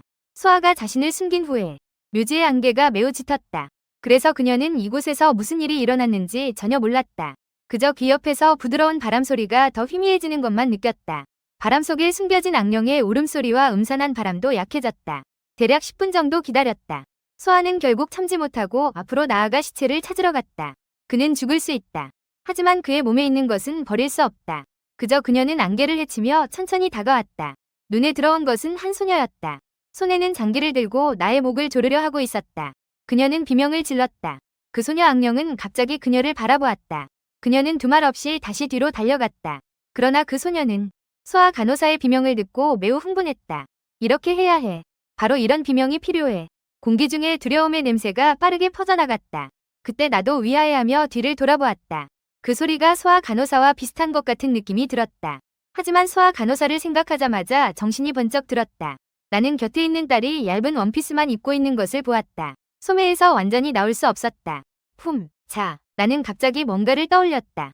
재빨리 몸에 걸친 흰 가운을 벗어 그것을 감쌌다. 소아 간호사도 매우 춥다고 말했다. 딸도 지금 많이 춥겠지. 흰 가운이 8세 소녀의 몸에 딱 맞아 바닥에 끌렸다. 소녀의 손은 심지어 소매에서 완전히 나왔다. 내 행동을 본 사람들은, 생중계를 보고 있는 사람들은 완전히 멍해졌다. 정말 바보 같아. 이건 자살골이 아닌가? 하필이면 스스로 정체를 드러내다니. 소아가 이 장면을 본다면 아마 즉시 뇌출혈이 날 것 같다. 그를 계산할 필요도 없다. 이 바보는 스스로 죽을 것이다. 내가 옷을 벗는 순간 소녀는 정말로 멍해졌다. 그녀는 자신이 느끼는 인간의 기운이 잘못된 것이라고 이제야 생각했다. 눈앞에 이 사람이 순수한 인간이라는 것을 깨달았다. 이때 그녀의 두 손은 여전히 나에게 스카프를 씌우는 동작을 하고 있었다. 다음 순간 장을 쥐고 있는 손이 빠르게 수축했다. 아빠, 내가 너에게 준 선물 아직도 마음에 드니? 그녀는 잔인하게 웃으며 말했다. 동시에 자신의 두 손을 계속 조였다. 목에 있는 장이 계속 조여오는 것을 느끼며 나는 숨쉬기가 조금 힘들어졌다. 하지만 이것은 딸이 처음으로 나에게 스카프를 씌운 것이다. 부하가 경중을 모르는 것도 정상이다. 나는 몸을 숙여 딸을 안았다. 아빠는 정말 좋아해. 나의 더 강한 포옹을 느끼며 그녀는 내가 이렇게 목을 조르려는 생각을 하고 있다고 생각했다. 그러나 점점 깨닫게 되었다. 그 힘은 단지 그녀를 부드럽게 감싸는 것뿐이었다. 그녀의 조이는 손은 계속 힘을 주었다. 상대방이 아무런 저항도 느끼지 못했다. 아빠가 너에게 미안해. 이제서야 너를 찾았다. 허리의 힘을 느끼며 나도 딸이 자신에게 화가 나 있다는 것을 깨달았다. 이 장면을 본 방송 시청자들은 웃음을 터뜨렸다. 악령에게 자발적으로 목이 조여지는 사람을 처음 보았다. 그러나 순간적으로 많은 후회와 자책의 감정이 악령 소녀를 가득 채웠다. 그녀의 손동작이 갑자기 멈췄다. 본래 감정에 매우 민감한 악령. 이러한 감정이 그녀를 둘러싸고 있을 때 비로소 깨달았다. 자신을 안고 있는 사람에게는 전혀 두려움이 없다는 것을 알았다. 그는 두려워하지 않나요? 이때 소녀는 자신의 손을 살짝 풀었다.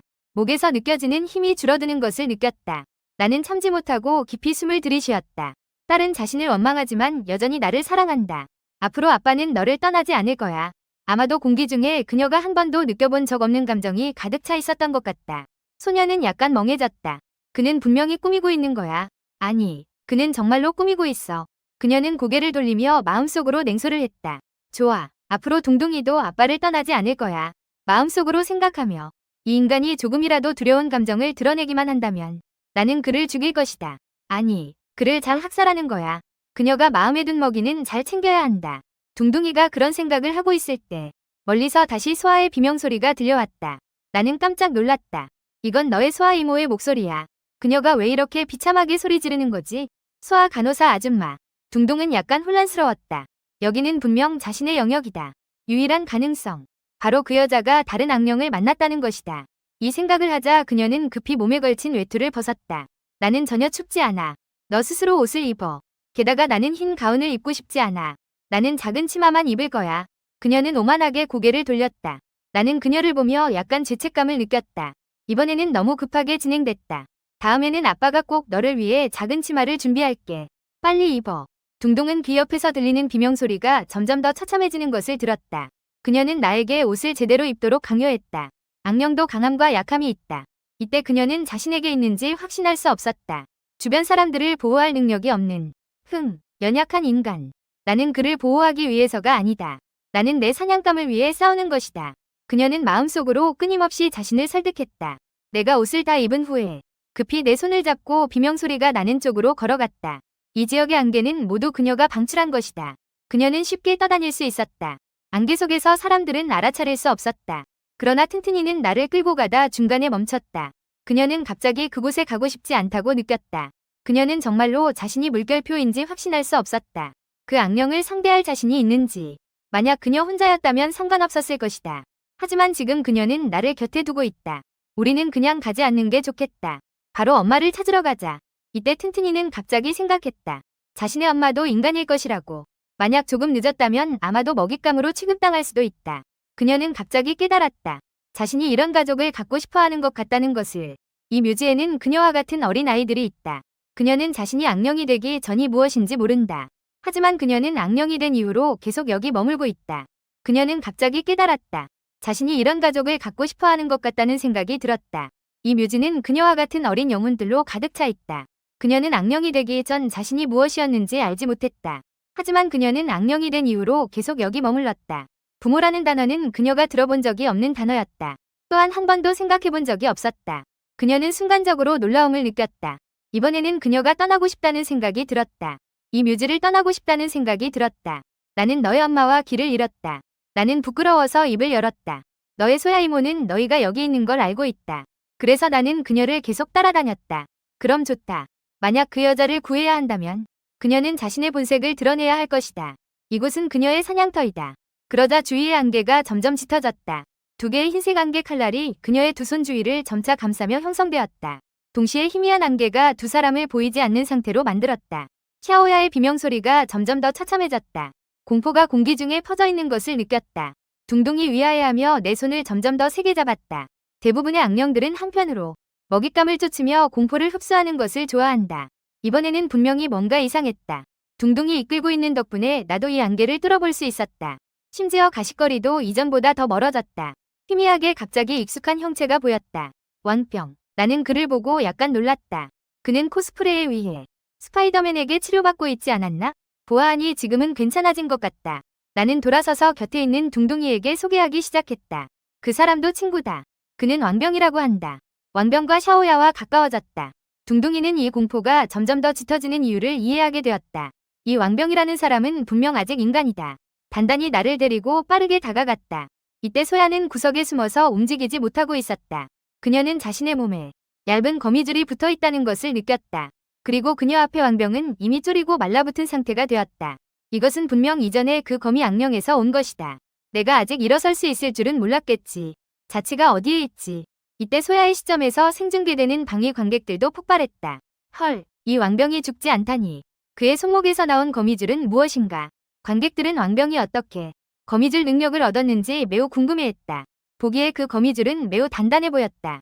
일단 붙으면 움직일 수 없고 오직 남에게 휘둘릴 뿐이다. 이전에도 누군가 검증한 적이 있다. 악령을 죽이면 악령의 특정 능력을 얻을 수 있다. 그런데 그 사람은 이제 한쪽의 거물이 되었다. 지금 모두가 왕병을 바라보고 있다.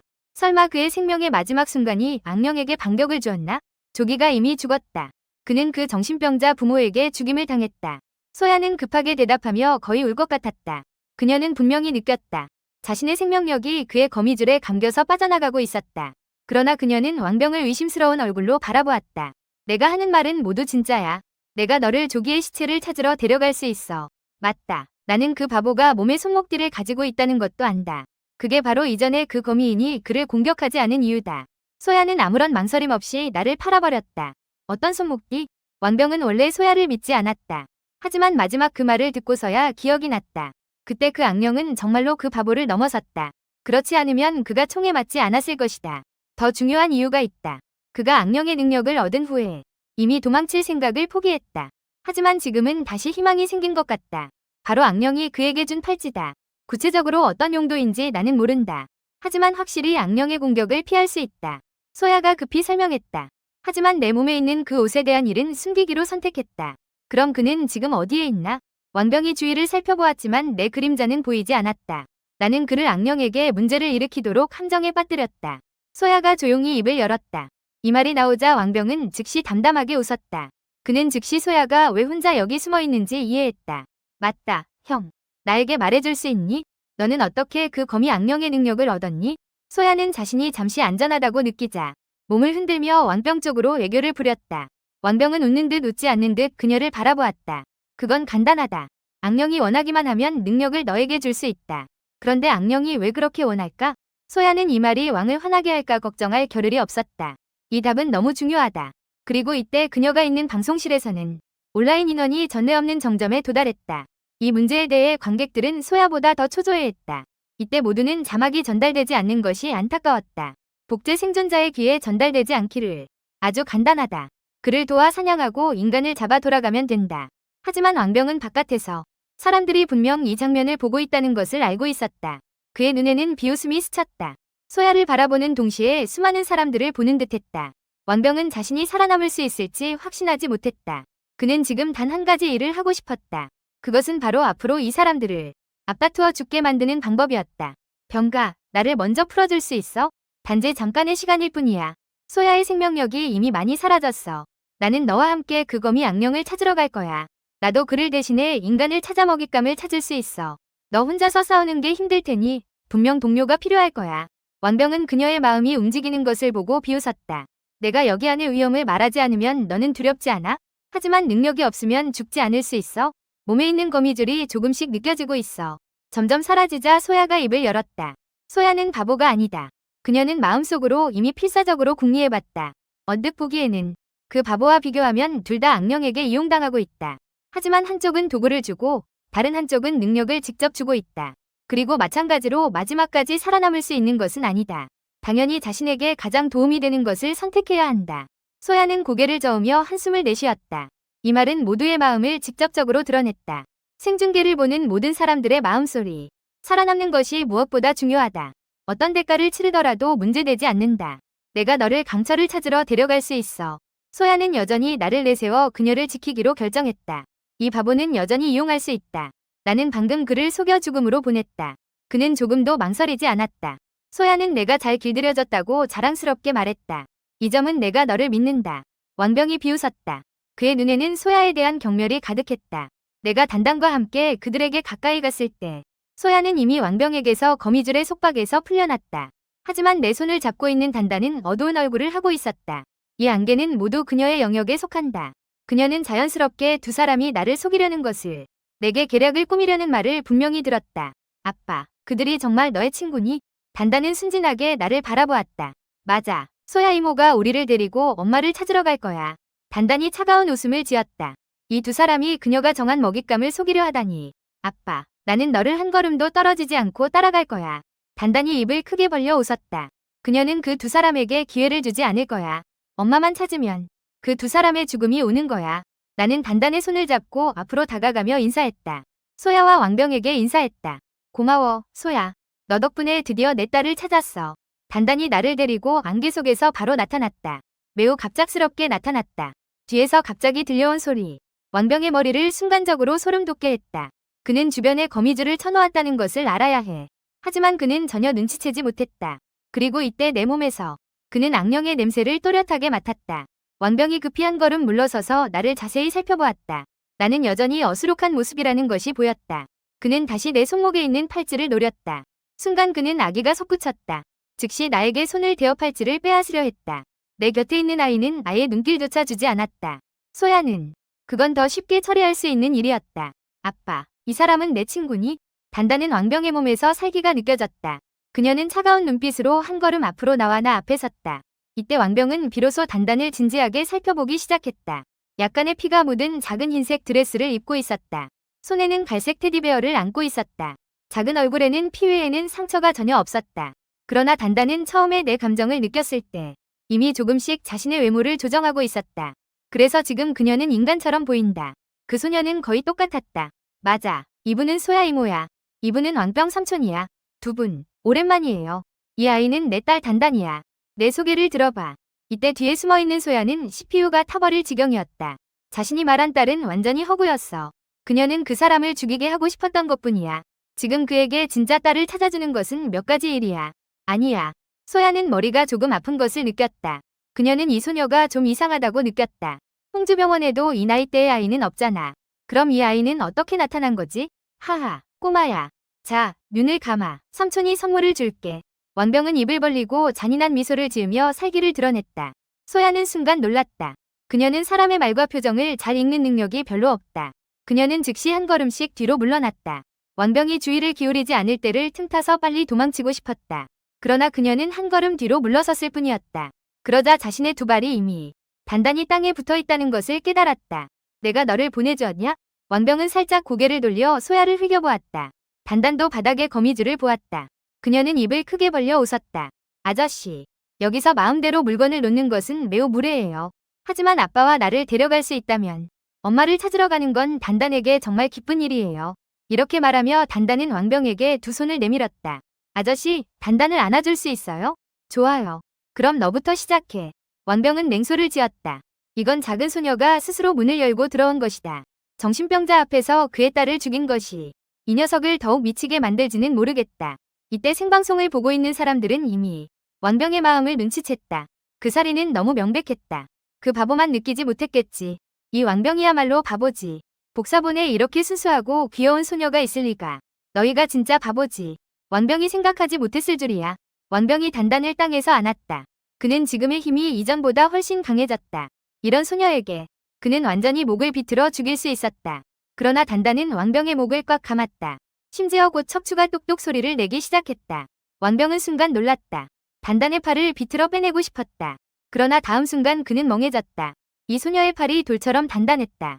보아하니 아저씨는 정말 나쁜 사람이구나. 하지만 아쉽네. 단단은 아빠 앞에서는 착한 아이다. 너는 착하게 있어야 해. 아빠가 없을 때를 기다려. 내가 잘 처리할 거야. 왕병이 곧 질식할 순간에 단단히 왕병의 목을 풀어주었다. 다시 내 곁으로 돌아와 내 손을 잡았다. 풀려난 왕병은 숨을 헐떡이며 쉬었다. 몸이 저도 모르게 몇 걸음 뒤로 물러났다. 하지만 그가 숨을 고치기도 전에 내 곁에 서 있는 단단이 다시 손을 뻗어 허공을 잡았다. 순간 그는 마치 심장이 누군가에게 쥐어진 것처럼 느꼈다. 왕병의 몸이 갑자기 앞으로 나갔다. 비틀거리며 거의 바닥에 넘어질 뻔했다. 괜찮아? 나는 급히 그를 도와주고 싶었다. 내가 앞으로 나가자. 왕병은 놀라서 급히 손을 흔들며 뒤로 물러났다. 이때 왜인지 모르겠지만 이 작은 소녀를 끌고 있는 이 바보. 오히려 그를 그렇게 신비롭고 무섭게 느끼게 했다. 아저씨는 심장병이 있는 것 같아. 나는 다른 사람들이 심장병에 걸린 모습이 이런 것이라고 생각해. 단단은 말하며 작은 손을 공중에서 흔들었다. 왕병은 놀라서 급히 가슴을 눌렀다. 그는 그런 느낌을 다시는 경험하고 싶지 않았다. 그때 그는 드디어 깨달았다. 이게 도대체 무슨 작은 소녀란 말인가. 분명히 이것은 거미보다 더 강력한 악령이다. 그러나 그녀는 지금 그 바보의 곁에 다정하게 붙어 있었다. 마치 진짜 아버지와 딸처럼. 왜? 악령들은 역할놀이를 좋아하는 걸까? 이 생각을 하자 왕병은 깜짝 놀랐다. 그 바보가 속일 수 있다면 나도 속일 수 있다. 단단아. 다른 아빠로 바꿔볼 생각은 해본 적 있어? 왕병은 바닥에 쪼그리고 앉아 단단에게 손을 흔들었다. 시작해. 방송을 지켜보던 사람들도 왕병의 행동에 놀랐다. 시작해. 악령이 집놀이를 하고 싶다면 누가 그와 놀아주는 게 아니겠어. 관객들은 즉시 이 방법이 효과적일 것이라고 생각했다. 그러나 이 말이 나오자 나는 순간 얼굴색이 차가워졌다. 나는 단단을 내 곁으로 끌어당겼다. 나는 어렵게 딸을 찾았다는 생각을 했다. 아빠를 바꾼다는 건 무슨 뜻이야? 너는 내 라이벌이야. 너도 내 아내를 좋아하니. 왕병. 우리 나중에 따로 가는 게 좋겠어. 이때 나는 매우 화가 났다. 분명히 나는 모두에게 잘했는데. 그런데 그들은 항상 나에게 나쁘게 대했다. 왕병이 말하던 그 순간 단단은 내 몸에서 느꼈다. 보통 마음 깊은 곳에서 솟아나는 분노. 내가 그녀를 위해 화를 내는 것을 보았다. 그녀는 자랑스러운 듯 입꼬리를 살짝 올렸다. 맞아 맞아. 너는 우리와 따로 가는 게 좋겠어. 단단히 웃으며 말했다. 그러나 소야와 왕병은 깜짝 놀랐다. 이때 소야는 더 어리석어 보였다. 이 작은 소녀의 정체가 이미 명확해졌다. 단단의 순수한 미소. 지금은 악마처럼 보인다. 그녀는 잘 알고 있다. 왕병이 떠나기만 하면 기본적으로 그의 목숨이 위험해지는 순간이다. 죄송합니다. 죄송합니다. 다른 뜻은 없었습니다. 단단히 너무 귀여워서 그녀를 제 양녀로 삼고 싶었습니다. 왕병이 급히 설명했다. 눈가로 몰래 단단을 힐끗 쳐다보았다. 이 악령이 칭찬을 들었을 때 어떤 반응을 보일지 보고 싶었다. 그건 내 딸이야말로 가장 귀엽다. 누군가 단단을 칭찬하는 걸 듣고 마음속이 즉시 기뻐졌다. 왕병이 이전에 느꼈던 불쾌감도 순간 사라졌다. 옆에 있던 소야가 상황을 보고 재빨리 동의했다. 맞아요, 맞아요. 단단은 정말 너무 귀엽다. 처음 그녀를 봤을 때도 양녀로 삼고 싶었다. 단단히 내 손을 잡고 무표정했다. 왕병과 소야를 보며 화도 기분도 없었다. 두려움. 이 두 사람은 입으로는 자신이 귀엽다고 말하지만 마음속에는 두려움이 가득하다. 조심. 이 정도. 자신을 칭찬할 얼굴이 있나? 하지만 아빠가 자신을 칭찬하는 것은 다르다. 그녀는 진심을 충분히 느낄 수 있다. 소야에 관해서는 이 속셈이 있는 여자. 엄마를 찾는 순간이 그녀의 죽음이 된다. 엄마를 생각하기만 해도 단단은 마음속에 불안한 감정을 품게 된다. 만약 이 엄마가 자신을 받아들이지 않으면 어쩌지? 자신을 두렵게 하는 사람을 엄마라고 부를 수는 없다. 그리고 자신의 할아버지와 할머니도 있다. 이렇게 하면 그들을 놀라게 하지는 않을까? 안 돼. 나는 착한 아기가 되기 위해 열심히 배워야 한다. 여기까지 생각하자 단단은 달콤하게 미소 지었다. 좋아. 그럼 우리 함께 엄마를 찾으러 가자. 그때까지 소야와 왕병은 비로소 몰래 한숨을 내쉬었다. 너는 내 엄마가 어디 있는지 아는가? 단단은 소야를 바라보았다. 최대한 무해한 모습으로 보이려고 했다. 맞아, 맞아. 저쪽으로 가면 돼. 소야는 두려움에 찬 눈으로 한 방향을 가리켰다. 이제 와서 그녀가 모른다고 할 수 있을까? 그러나 그녀의 눈저에서 잔인한 빛이 스쳤다. 그녀는 자신의 원래 계획을 어떻게 진행할지 고민하고 있었다. 이번에는 이 바보와 이 소녀 악령이 함께 죽게 해야겠다. 아니면 이렇게 말할 수도 있다. 그런 생각을 하며 그녀는 갑자기 깊은 숨을 들이쉬었다. 또 다른 오만한 생각이 그녀의 마음속에 숨겨져 있었다. 소야의 감정 변화를 느끼며 단단의 시선은 점점 차가워졌다. 그녀는 생각을 직접 읽을 수는 없었지만 이 여자가 무심코 발산한 한 줄기 잔인한 감정은 그녀의 감지에서 벗어날 수 없었다. 그녀는 나의 손을 더욱 꽉 잡았다. 인간은 너무 복잡해. 이것이 그녀가 인간을 싫어하는 이유이기도 해. 다행히도 자신의 아빠는 이렇지 않아. 그렇게 생각하며 단단히 나를 끌어당겨 안개 밖으로 나아갔어. 머리 위에 둥근 해가 점점 지고 있었어. 몇몇은 전혀 졸리지 않았어. 소야가 우리를 한 방향으로 이끌고 갔어. 가끔 단단히 있다는 이유로 높은 곳에 올라 방향을 살펴봤어. 하지만 우리와는 달라. 단단은 여기의 분포를 정말 잘 알고 있었어. 소야가 말한 방향을 따라 바라보았어. 그들이 나아가는 방향은 바로 이 복사본 출구가 있는 방향이야. 하지만 또한 그 사람이 있는 방향이기도 해. 단단은 미간을 찌푸리며 더 이상 말하지 않았어. 결국 모든 인간은 도망치고 싶어 해. 엄마도 그 방향으로 가고 있을 거야. 그리고 자신의 아빠도 인간이야. 시간이 되면 그녀도 그를 밖으로 보내는 방법을 찾을 거야. 그래서 소야가 그쪽으로 가는 것을 그녀도 이해했어. 그러나 이번에는 둥둥이 잘못했다. 인간은 구호복사본 출구가 어디에 있는지 전혀 모른다. 소야가 그 방향으로 그들을 이끌었다. 전적으로 그 때문이었다. 그녀는 그 방향이 가장 위험하다고 생각했다. 그게 가장 치명적이었다. 붉은 태양이 천천히 떠올랐다. 수많은 구석에 숨어있는 생존자들이 간신히 숨을 쉴 수 있었다. 이런 날과 밤이 아직 이틀 남았다. 하지만 출구를 찾지 못한다면 그 생명도 영원히 여기 남게 될 것이다. 복사본이 닫히는 순간 방송은 중단된다. 아무도 복사본이 닫힌 후에 무슨 일이 일어날지 모른다. 또한 아무도 다음번 이 복사본이 열릴 때까지 살아남을 수 없다. 한 줄기 금빛 햇살이 네 사람에게 쏟아졌다. 소야는 이때 병자 복장을 나에게 돌려주었다. 그녀는 하룻밤을 잠자지 않았다는 것을 생각해본 적이 없다. 이렇게 정신을 유지할 수 있을 것이라고는 생각하지 못했다. 더군다나 생각해본 적도 없다. 자신이 구호복사본에서 하룻밤을 살아남을 수 있을 것이라고. 그리고 뒤따르는 왕병은 따뜻한 햇살 아래에서 매우 불편하다. 아마도 살과 육체가 너무 말라붙어서일 것이다. 그는 몸에 찌르는 듯한 통증을 항상 느꼈다. 그는 어두운 곳에 숨어들고 싶었다. 그러나 혼자서 떠나고 싶다는 말을 꺼내지 못했다. 그가 가장 걱정하는 것은 그가 감히 떠나기만 하면 그 악령 소녀가 자신을 직접 처리할 것이라는 점이다. 지금 이 4인 팀에서 왕병의 가치는 심지어 소야보다 못했다. 방금 자신은 떠나고 싶다는 생각만 했을 뿐이다. 그러자 누군가의 눈길이 자신을 뚫어지게 쳐다보고 있다는 느낌이 들었다. 고개를 들자 바보에게 안겨있는 단단이 보였다. 먹잇감을 바라보는 듯한 눈빛이었다. 왕병은 생각할수록 화가 났다. 이 바보. 하룻밤 내내 이 악령을 품에 안고 있었다. 더욱이 계속해서 중얼거리며 죄책감을 느끼고 있었다. 아이가 너무 가볍다고 말하며 자신이 곁에 없어서 그녀가 고통받게 했다고 했다. 안아도 무게가 없는 것 같아. 이건 모두 아빠로서의 그의 무능 때문이야. 하룻밤 내내 잔소리를 듣고 왕병은 죽고 싶을 지경이었어. 이건 진짜 악령이야. 무게가 있다면 귀신이 있는 거지. 분명히 일일성의 연극인데 그 악령은 오히려 그걸 잘 받아들여. 하지만 그는 비슷한 말을 해보려고 했어. 그러나 매번 그가 입을 열기도 전에 차가운 시선이 그를 쳐다보면 온몸이 저릿해져. 아빠, 이 아저씨 좀 봐. 다른 할 일이 있는 거 아니야? 그러면 나중에 소야 아줌마가 우리를 엄마에게 데려가게 하자. 아저씨는 일이 있어. 그가 혼자서 바쁘게 두자. 둥둥의 말을 듣고 나는 자연스럽게 뒤를 돌아봤어. 역시 왕병의 인내심 없는 모습을 보았어. 정말 죄송해요. 당신이 우리와 함께 길을 걸어주셨네요. 비록 내가 둥둥을 찾았지만 그 범인은 찾지 못했어. 아마도 소야가 왕병에게 말했겠지. 그가 우리를 하루 종일 보호해줬어. 이 녀석이 계속 자기 딸을 노리고 있지 않았다면 나는 그에 대해 여전히 좋은 인상을 가지고 있어. 하지만 말이지. 나도 이해할 수 있어. 이렇게 귀여운 아이를 누가 싫어하겠어? 내가 왕병에게 진심으로 감사하는 모습을 보며 단단히 참지 못하고 내 목을 꽉 껴안았다. 다시 내 어깨에 얼굴을 올렸다. 그녀는 아빠에게 절대 알리지 않기로 결심했다. 안개 속에서 이 두 사람이 그를 어떻게 대처할지 이야기하는 모습. 아빠는 너무 진솔해. 하지만 인간은 너무 나빠. 이때 왕병도 더 이상 참을 수 없었다. 그는 단단을 바라보며 생각했다. 만약 이 바보가 잘 않으면 어쩌면 자신도 도망칠 수 있을지도 몰라. 그렇게 생각하며 그는 즉시 세심한 배려를 하는 모습을 취했다. 강철아, 너는 꼭 내 딸을 잘 안아줘야 해. 여기 위험할 수 있어.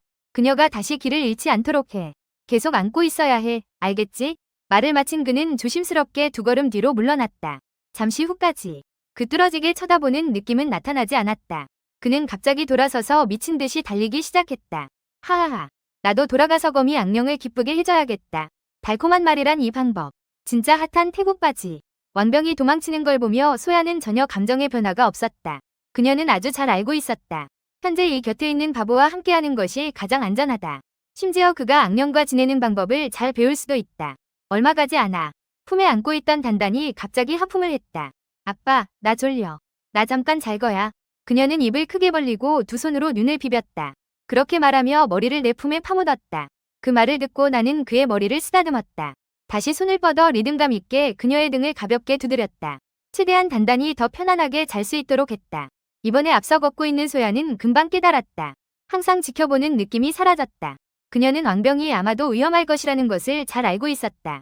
이때 그녀는 방향을 틀어 다른 쪽으로 걸어갔다. 목표 지점까지의 거리가 이미 멀지 않았다. 그녀는 단단히 반응하지 않는 이 시간을 이용해야 했다. 시간을 조금 끌어 완벽한 계획을 잘 생각해보았다. 그와 동시에 왕병은 이미 폐허가 된 낡은 건물에 도착했다. 주변에 많은 거미줄을 배치한 후에 그는 비로소 바닥에 쓰러져 크게 숨을 내쉬었다. 이때 그는 두 가지 선택이 있었다. 하나는 돌아가서 교묘하게 거미 악령을 속이는 것이었다. 또 다른 하나는 다른 악령을 속이는 것을 선택하는 것이었다. 하지만 그는 둘 다 확신이 서지 않았다. 그가 그렇게 생각하고 있을 때 갑자기 귀 옆에서 익숙한 목소리가 들렸다. 아저씨, 뭐 생각하고 있어요? 제 아빠를 어떻게 처리할까 생각하고 있었나요? 갑작스러운 목소리에 왕병은 깜짝 놀랐다. 이 작은 악마가 여기서 뭐하고 있지? 그러나 그가 이해하기도 전에 그의 심장은 누군가에게 꽉 잡힌 듯한 느낌이 들었다. 그때 단단은 왕병 앞에서 멀지 않게 떠 있었다. 그리고 그녀의 곁에는 수많은 어린 그림자들이 함께 있었다. 그녀가 손을 뻗어 왕병을 가리켰다. 곁에 있는 어린 악령 그림자가 왕병에게 달려들었다. 물체로 순간뼈처럼 왕병에게 꼭 붙어버렸다. 이때 왕병을 시점으로 한 생중계 화면에서 수많은 질문이 순간적으로 관객들의 머릿속에 떠올랐다. 악령의 능력을 얻은 왕병이 싸울 수 있는 힘이 있을까? 단단은 그 바보를 언제 죽일지 선택할 것이다. 그때 혈투 악령과 싸우게 될까? 나를 죽일 수는 없어. 나는 거미 악령의 노예야. 이때 왕병은 이미 움직일 수 없었다. 몸에 붙어있는 악령을 더욱 느꼈다. 그 악령이 그를 점점 무한한 심연으로 끌어당기고 있었다. 그러나 이때 그는 이상한 문제를 발견했다. 그는 자신이 이상하게도 차분하다는 것을 깨달았다. 심지어 내면에서 두려움을 찾을 수조차 없었다. 증오나 불만 같은 감정도. 단단은 약간 조롱하는 웃음을 지었다. 땅에 도져 있는 왕병을 내려다보았다. 아저씨, 가장 가치 없는 것은 노예야. 특히 감정이 소진된 너 같은 존재는 더 그렇지. 그리고 너는 생각하지 않을 거야. 내가 그 더러운 거미를 정말 두려워할 거라고. 그렇게 말하며 왕병의 반응을 기다리지 않았다. 왕병에게 붙어있는 아이의 그림자가 순간적으로 힘을 발휘했다. 왕병의 사지를 즉시 찢어냈다. 왕병은 순간적으로 비명을 질렀다. 그러나 다음 순간 그는 멍해졌다. 그의 사지에서는 통증이 느껴지지 않았다. 잘린 팔의 단면을 바라보며 피는 흐르지 않았다. 하얀 뼈도 보이지 않았다. 대신 그의 살과 피는 수많은 벌레알로 가득 차 있었다. 이게 소위 말하는 의수 통증인가? 하하하. 왕병은 비웃음을 터뜨렸다. 이 순간 그는 갑자기 홀가분해졌다. 자신이 마치 인간의 기본 감정을 생성할 수 없는 괴물이 된 것 같았다. 자신은 계속 강철이 정신병자라고 말해왔다. 이제 자신도 다르지 않지 않은가? 왕병이 순간적으로 단단에게 해체되는 모습을 보며 생중계 방위 관객들은 폭발했다. 모두가 그가 스스로 노력해서 얻은 기술로 이 단단이라는 악령과 싸울 수 있을 것이라고 생각했다. 서로 주고받는 싸움이 될 것이라고는 말하지 않았다. 하지만 적어도 지금처럼 되어서는 안 되지. 반항할 힘조차 남아있지 않아. 그때 한 줄의 댓글이 천천히 지나갔다. 이 투안투안이라는 악령은 정말 큰일을 해냈구나. 다행히 그녀가 왕병을 미리 죽였어. 그렇지 않으면 우리 모두 잘못 인도될 뻔했어. 왕병의 기운이 점점 약해졌다. 방송 화면도 완전히 끝났다. 생명의 마지막 순간. 그는 애절하고 절망적인 유언조차 남기지 않았다. 누구의 동정도 이끌어내지 못했다. 관객들은 다시 화면을 돌려보았다. 그 바보의 방송실로. 곧바로 투안투안 이 본체로 돌아와 깨어났다. 그녀는 고개를 내밀며 소야를 위아하게 바라보았다. 소야 아줌마, 우리가 길을 잘못 든 건가요? 소야는 즉시 깜짝 놀랐다. 그녀는 이 투안투안이 눈을 뜨자마자 자신의 의도를 간파할 줄은 몰랐다. 잘못 간 건가요? 투안투안이 냉소적으로 웃었다. 본래 인간이 잘못된 길을 가는 것은 매우 정상적이다. 다만 소야의 감정 변화가 순간적으로 자신을 팔아버렸다. 그녀는 이전에 소야가 정한 목적지를 가리켰다. 네가 가고 싶은 방향은 이쪽이 아닌가? 단단히 가리키는 방향을 보았다. 소야의 얼굴이 창백했다. 헤헤. 그녀는 어색하게 두 번 웃을 수밖에 없었다. 단단은 귀엽기만 한 것이 아니라 매우 능력도 있다. 너는 방향을 알고 있니? 나는 매우 놀라며 내 딸을 바라보았다. 응응. 아마도 모자간의 심리적 감흥일 것이다. 나는 엄마가 저쪽에 있다고 느꼈다. 단단은 눈을 가늘게 뜨고 귀엽게 웃었다. 아직 누군지 모르는 엄마에게 선의를 표현하고 있었다. 그렇게 말하며 나는 마음속으로 갑자기 약간 부러움을 느꼈다. 만약 나도 이런 심리적 감흥이 있다면 자신의 딸과 가족을 잃지 않게 될 것이다. 그러나 이 작은 부러움의 감정. 그러나 단단히 명확하게 포착했다. 그녀의 눈가가 부드럽게 휘어지며 마음이 따뜻해졌다. 아빠는 단단과 마음을 연결하고 싶어 하는 걸까? 그렇게 말하며 그녀는 손가락을 내 이마에 대었다. 갑자기 기계적인 소리가 내 머릿속에 울려 퍼졌다. 이미 마음, 기술을 획득했다. 바인딩 대상, 단단. 상대의 위치인식과 생각을 감지한다. 나는 잠시 멈칫했다. 단단에게 이게 무엇인지 물어보려던 참이었다. 그러자 그녀가 손가락을 내밀어 조용히 하라는 제스처를 취했다. 나는 이해했다는 듯 고개를 끄덕였다. 순간적으로 내 뇌에 또 다른 감각이 추가되었다. 동시에 나는 또 발견했다. 내가 지금 두 사람의 시각으로 이 세상을 관찰할 수 있다는 것을. 다만 나는 의아하게 발견했다. 단단의 시각이 내 것보다 훨씬 넓다는 것을. 360도 시야에 사각지대가 없는 느낌이 들었다. 내가 의아해하고 있을 때 단단의 목소리가 내 머릿속에 울려 퍼졌다. 이제 우리는 속삭일 수 있게 될 거야. 나는 발걸음을 멈췄다. 앞으로 단단이 어디에 있든지 나는 단단을 찾을 수 있을 것 같다. 마을과 마을을 넘어서 아빠가 내일 떠나더라도 나와 계속 이야기할 수 있고 내가 어디에 있는지 알 수 있어. 이 말을 할 때 단단의 눈빛에 슬픔이 스쳤다. 하지만 그녀는 이미 생각해두었다. 그때 사냥터가 현실로 나타날 때 그녀는 나가서 그를 찾을 것이다. 그녀는 원래 복제본에서 비교적 드문 영체 악령이었다. 자신의 생각에 따라 실체를 응집할 수 있는 능력을 가지고 있었다. 동시에 다른 영체에 위식을 투사할 수도 있었다. 무덤 아래 묻혀있는 시체. 모두 그녀가 수많은 영체를 응집하는 양분이었다. 이것이 그녀가 왕병을 순간적으로 추적할 수 있는 이유였다. 나는 위아에서 고개를 끄덕였다. 단단의 입에서 나오는 잠재적 의미를 이해하지 못했다. 계속 목적지를 향해 걸어갔다. 이번에는 단단히 의식 속에서 계속 자신에게 길을 안내했다. 나는 발걸음을 재촉해 소야 앞에 도착했다. 뒤에 있는 소야의 머리는 갑자기 혼란스러워졌다. 그녀는 눈앞에 이 사람이 갑자기 길을 알게 되었다는 것을 깨달았다. 가장 이상한 것은 그 이후의 시간이었다. 원래 수다스러웠던 두 사람. 갑자기 더 이상 말을 하지 않았다. 심지어 중간에도 발걸음을 재촉하느라 그녀는 거의 넘어질 뻔했다. 앞에 걷고 있는 바보는 심지어 뒤를 돌아보지 않고도 알아챘다. 그녀는 갑자기 얼마 전 이 일을 떠올렸다. 단단히 그 바보의 이마를 손가락으로 찔렀다. 아닐 거야. 이 바보의 영혼은 이미 녹아버렸겠지. 마치 꼭두각시처럼 이 악령에게 조종당하고 있다.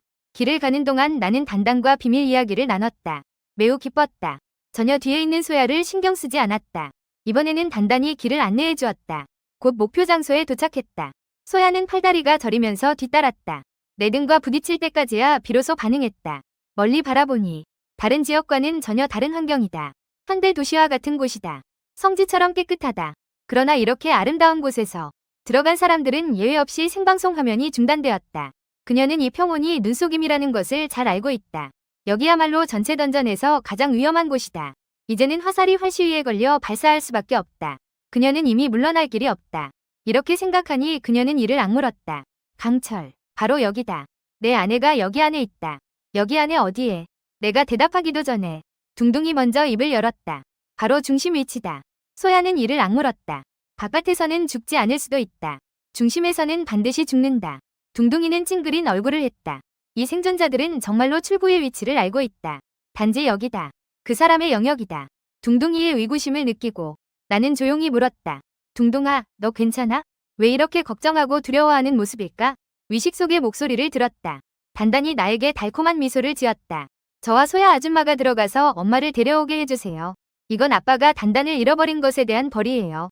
만약 낯선 사람을 만나면 저는 바로 당신을 찾으러 올게요. 그렇게 말하며 그녀는 오른손으로 동작을 했다. 검은색의 영체가 내 곁에 나타났다.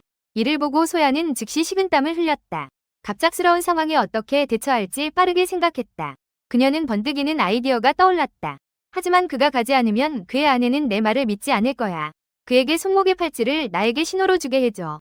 소야는 급히 내 손목의 팔찌를 가리켰다. 단단은 순간적으로 웃었다. 이때 소야가 발산하는 감정 중 탐욕이 대부분을 차지했다. 그녀는 즉시 앞으로 나아가 소야의 손을 잡았다. 지금 들어가서 사람을 찾아. 두 번째로 말하게 하지 마. 소야는 강제로 저택 안으로 끌려갔다.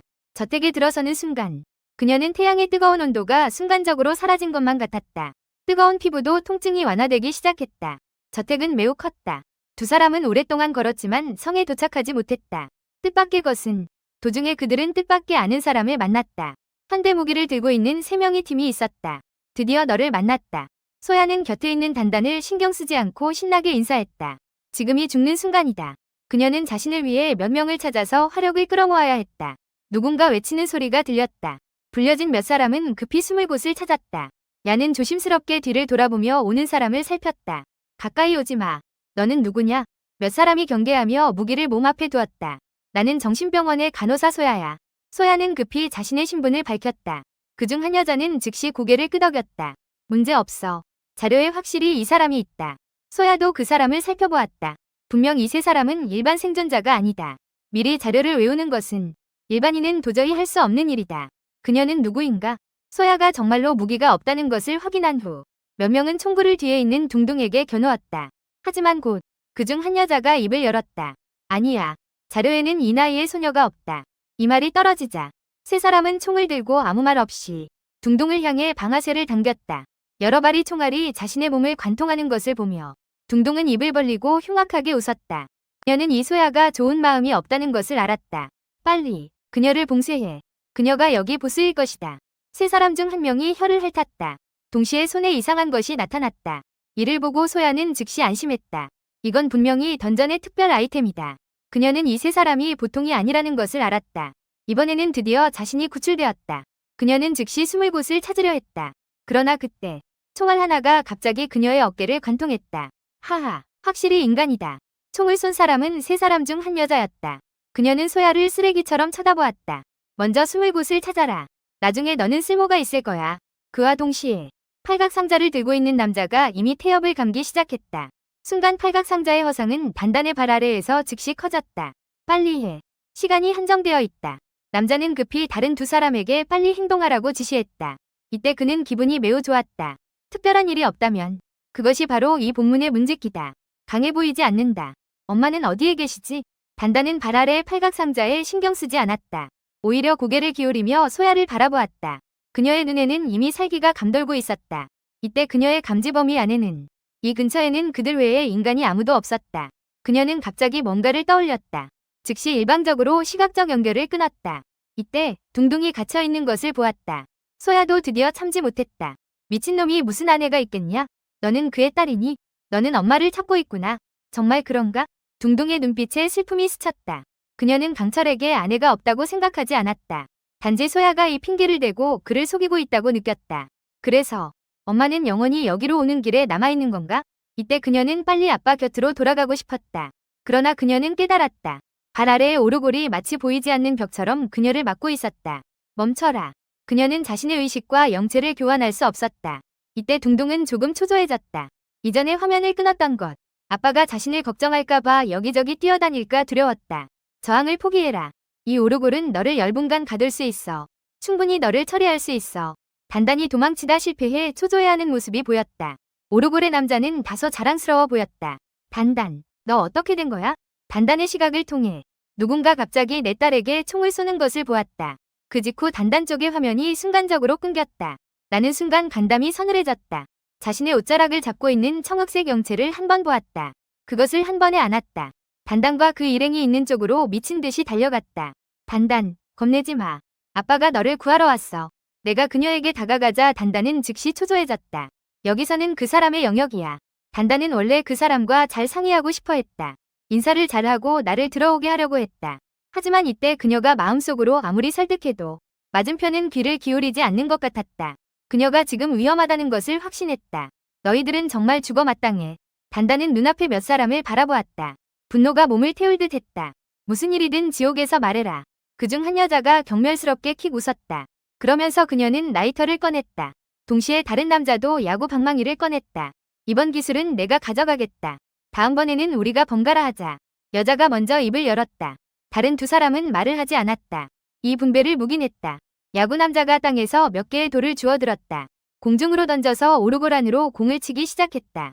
그리고 라이터를 들고 있는 여자는 단단에게 다가가 라이터를 들고 있었다. 가상 오르골에 불을 붙였다. 그들은 오르골에 단 2번이 제어 시간 안에 단단을 완전히 죽여야 했다. 이때 단단은 내가 이미 영역에 들어온 것을 보았다. 결단을 내리고 바로 연락을 끊었다. 통화를 유지하는 기능만 남겨두었다. 그녀가 계속해서 상대에게 안부를 전할 수 있도록 단단은 눈앞의 세 사람을 바라보았다. 그녀는 매우 잘 알고 있었다. 이 몇 사람은 귀찮지만 그녀를 죽이는 것은 불가능하다. 그녀를 완전히 죽이려면 그녀의 아지트를 완전히 부숴야만 가능하다. 그와 동시에 나는 의식 속의 지점으로 달려갔다. 막 반쯤 달렸을 때 자신의 의식 속에 단단해. 그 그림자가 갑자기 사라졌다. 방향을 잃고 나는 완전히 초조해졌다. 그녀는 아직 아이이다. 어떻게 총에 맞을 수 있겠는가? 내가 겨우 찾은 딸을 절대 잃을 수 없다. 나는 본능에 따라 계속 미친 듯이 달리기 시작했다. 그리고 단단 쪽에서는 불꽃이 이미 그녀의 몸 표면에서 타오르기 시작했다. 하지만 그녀의 몸은 멀쩡했다. 분명히 단단은 실체가 있는 악령이 아니다. 그녀는 묘지에 있는 원한의 집합체처럼 보인다. 가상의 공간과 물건에 불을 붙이고 싶다. 매우 높은 온도가 필요하다. 분명 이 라이터 여자에게는 온도가 조금 부족하다. 그리고 야구 방망이를 든 사람은 계속해서 돌을 주어 그녀에게 던지고 있다. 이번에는 돌이 그녀의 몸을 통과하지 않았다. 오히려 실제로 둥둥의 몸에 맞았다. 그러나 이 인간의 힘은 너무 약하다. 던져진 돌은 겨우 조금의 피해만을 줄 수 있다. 이때 그녀를 가두고 외출할 수 없게 하는 것은 오르골 뿐이다. 다른 두 사람의 공격은 간지럼을 태우는 것과 같다. 곧 세 사람도 뭔가 좋지 않은 기운을 느꼈다. 오르골을 조종하는 사람은 첫 번째 회전의 태엽이 끝나가고 있는 것을 지켜보고 있다. 공격을 담당하는 두 사람을 초조하게 바라보고 있다. 너희 둘이 이런 때에 서로 계산을 한다면 나는 두 번째 조종도 계속하지 않을 것이다. 죽을 거면 함께 죽자. 아니야, 형.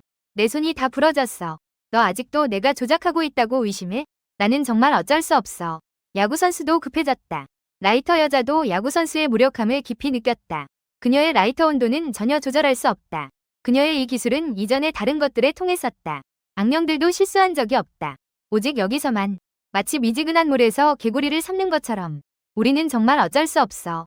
너가 다시 리듬을 이어가면 우리 함께 도망치자. 돌아가서 어떻게 해결할지 다시 논의하자. 두 사람 모두 생각하지 못했다. 이 악령이 이렇게 강할 줄은 몰랐다. 너희는 2번이 제어가 내 비장의 카드라는 걸 잘 알잖아. 나에게 전부 사용하게 해줘.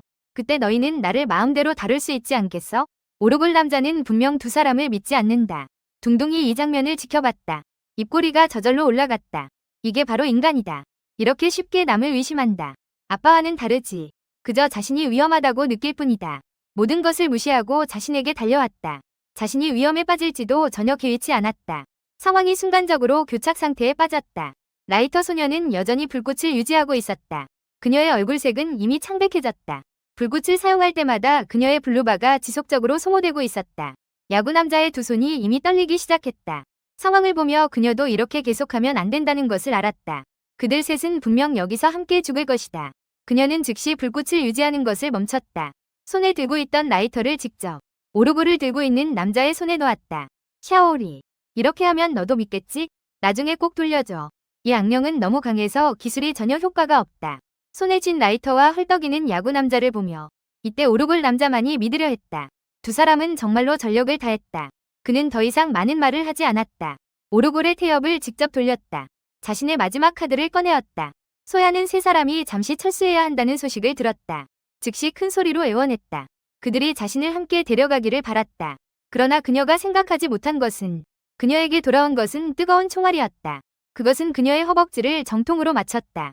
더 이상 도망치지 않으면 멀리 도망칠 수 없을 것이다. 오르골 남자가 그녀를 흘끗 쳐다보았다. 그리고는 두 동료와 함께 아무 말 없이 떠났다. 둥둥은 미소를 띠며 소야를 바라보았다. 마지막으로 너에게 다시 물어볼게. 너 정말 엄마의 소식을 알고 있니? 둥둥은 내가 이쪽으로 오고 있는 것을 바라보았다. 단지 잠시 방향을 잃고 조금 길을 잃었다. 하지만 매우 안전하다. 그녀는 자신의 상황을 빠르게 설명했다. 그리고 다시 화면을 차단했다. 이제 그녀는 먼저 소야를 처리해야 했다. 그러나 그녀는 아빠에게 자신의 사륙 장면을 보이기 싫었다. 나는 있다. 나는 너의 엄마에 대한 정보를 가지고 있다. 소야는 급히 돌아갔다. 그녀는 지금 자신의 입이 가벼운 것을 미워했다. 소야의 감정 변화를 느끼며 단단한 웃음을 터뜨렸다. 이제야 그녀는 알았다. 사실 이 사람은 계속 거짓말을 하고 있었다. 방금 조롱했던 말만이 진실이었다. 그리고 지금 내 쪽에서는 한참을 뛰어다니다가야 알았다. 단단과 소야가 정말 멀리 떨어져 있다는 것을. 방금 머리를 감싸고 사람을 찾을 때 방향을 잘못 잡았다. 하지만 나도 점차 마음을 놓았다. 단단은 계속 내 의식 속에서 나와 대화하고 있었다. 상태가 좋아 보였다. 그러나 내가 이 지역에 들어온 이후로 한 그림자가 계속 내 뒤를 따라왔다. 그 그림자는 손에 수정구를 쥐고 있었다. 마치 영화를 상영하는 것처럼 이 지역의 모든 것을 보여주고 있었다. 심지어 나와 단단의 마음의 대화까지 포함되어 있었다. 인간, 악령, 엄마를 찾다. 정말 흥미롭다. 나는 잠시 더 쉬었다. 한 번에 단단의 곁으로 달려갈 준비를 했다. 그때 뒤에서 갑자기 한 목소리가 들렸다. 여보, 너 앞에 있니? 뒤에서 부르는 소리를 들었다. 나는 순간적으로 발을 멈추고 급히 돌아섰다. 한 소녀가 한 손으로 벽에 기대고 있는 모습이 보였다. 한 쌍의 보라색 눈이 애처롭게 빛났다. 옷이 약간 실이 풀리고 찢어진 듯 마치 재난을 겪은 듯했다. 내 머리는 순간적으로 혼란스러워졌다. 아내에게 속했던 그 그림자가 점차 소녀와 겹쳐졌다. 소녀는 눈을 내리깔고 나를 몰래 쳐다보았다. 그녀는 인간과 악령의 부녀 조합이 매우 흥미롭다고 생각했다. 그 악령이 이 인간을 속였다. 이 인간도 좀 미친 것 같다. 재밌다. 장난치는 걸 좋아한다. 다른 사람들이 그의 딸 역할을 할 수 있다면 그럼 나도 그의 아내 역할을 할 수 있는 거 아닌가? 여보, 안녕이 드디어 너를 찾았다. 또 한 번의 부름이 있었다. 마치 한 대의 망치가 내 머리를 가격한 듯했다. 머릿속의 그림자가 완전히 선명해졌다. 눈앞의 소녀 모습으로 변했다. 이로써 가족의 초상이 모두 자리 잡았다. 안행의 지친 모습을 바라보며 마음이 아픈 느낌이 가슴에 가득 차올랐다. 나는 재빨리 안행 곁으로 달려갔다. 그녀를 한 번에 업고 다시 미친 듯이 달리기 시작했다. 나와 함께 딸을 구하러 가자. 드디어 우리 가족이 함께할 수 있게 되었다. 안행은 이렇게 가까이서 이질적인 존재와 접촉한 적이 없었다. 성질, 갑작스러운 행동. 그녀는 즉시 눈앞의 사람을 처치하고 싶었다. 그러나 다가오는 선한 향기가 그녀를 순간적으로 진정시켰다. 악령이 된 이후로 이것은 그녀가 결코 느껴본 적이 없는 것이었다. 이러한 감정의 맛. 그녀의 성장에는 아무런 도움이 되지 않았다. 그러나 그녀는 이 따뜻함을 매우 즐기고 있다는 것을 깨달았다. 그녀는 잠시 멍해지다가 한 번에 엎혀졌다. 부하인 인간은 부드럽다. 손끝에서 느껴지는 것은 인간의 따뜻한 피부이다. 인간의 몸에서 느껴지는 부드러운 촉감이다. 나는 원래 매우 피곤했다. 하지만 뒤에 있는 사람은 매우 가볍다. 등에 지고 있어도 아무런 무게를 느끼지 못한다. 내 눈이 약간 시큰거린다. 아내와 딸의 연약한 모습을 떠올린다. 마음속에서 깊은 자책감이 일어난다. 모두 내 잘못이다. 너희를 고통스럽게 했다.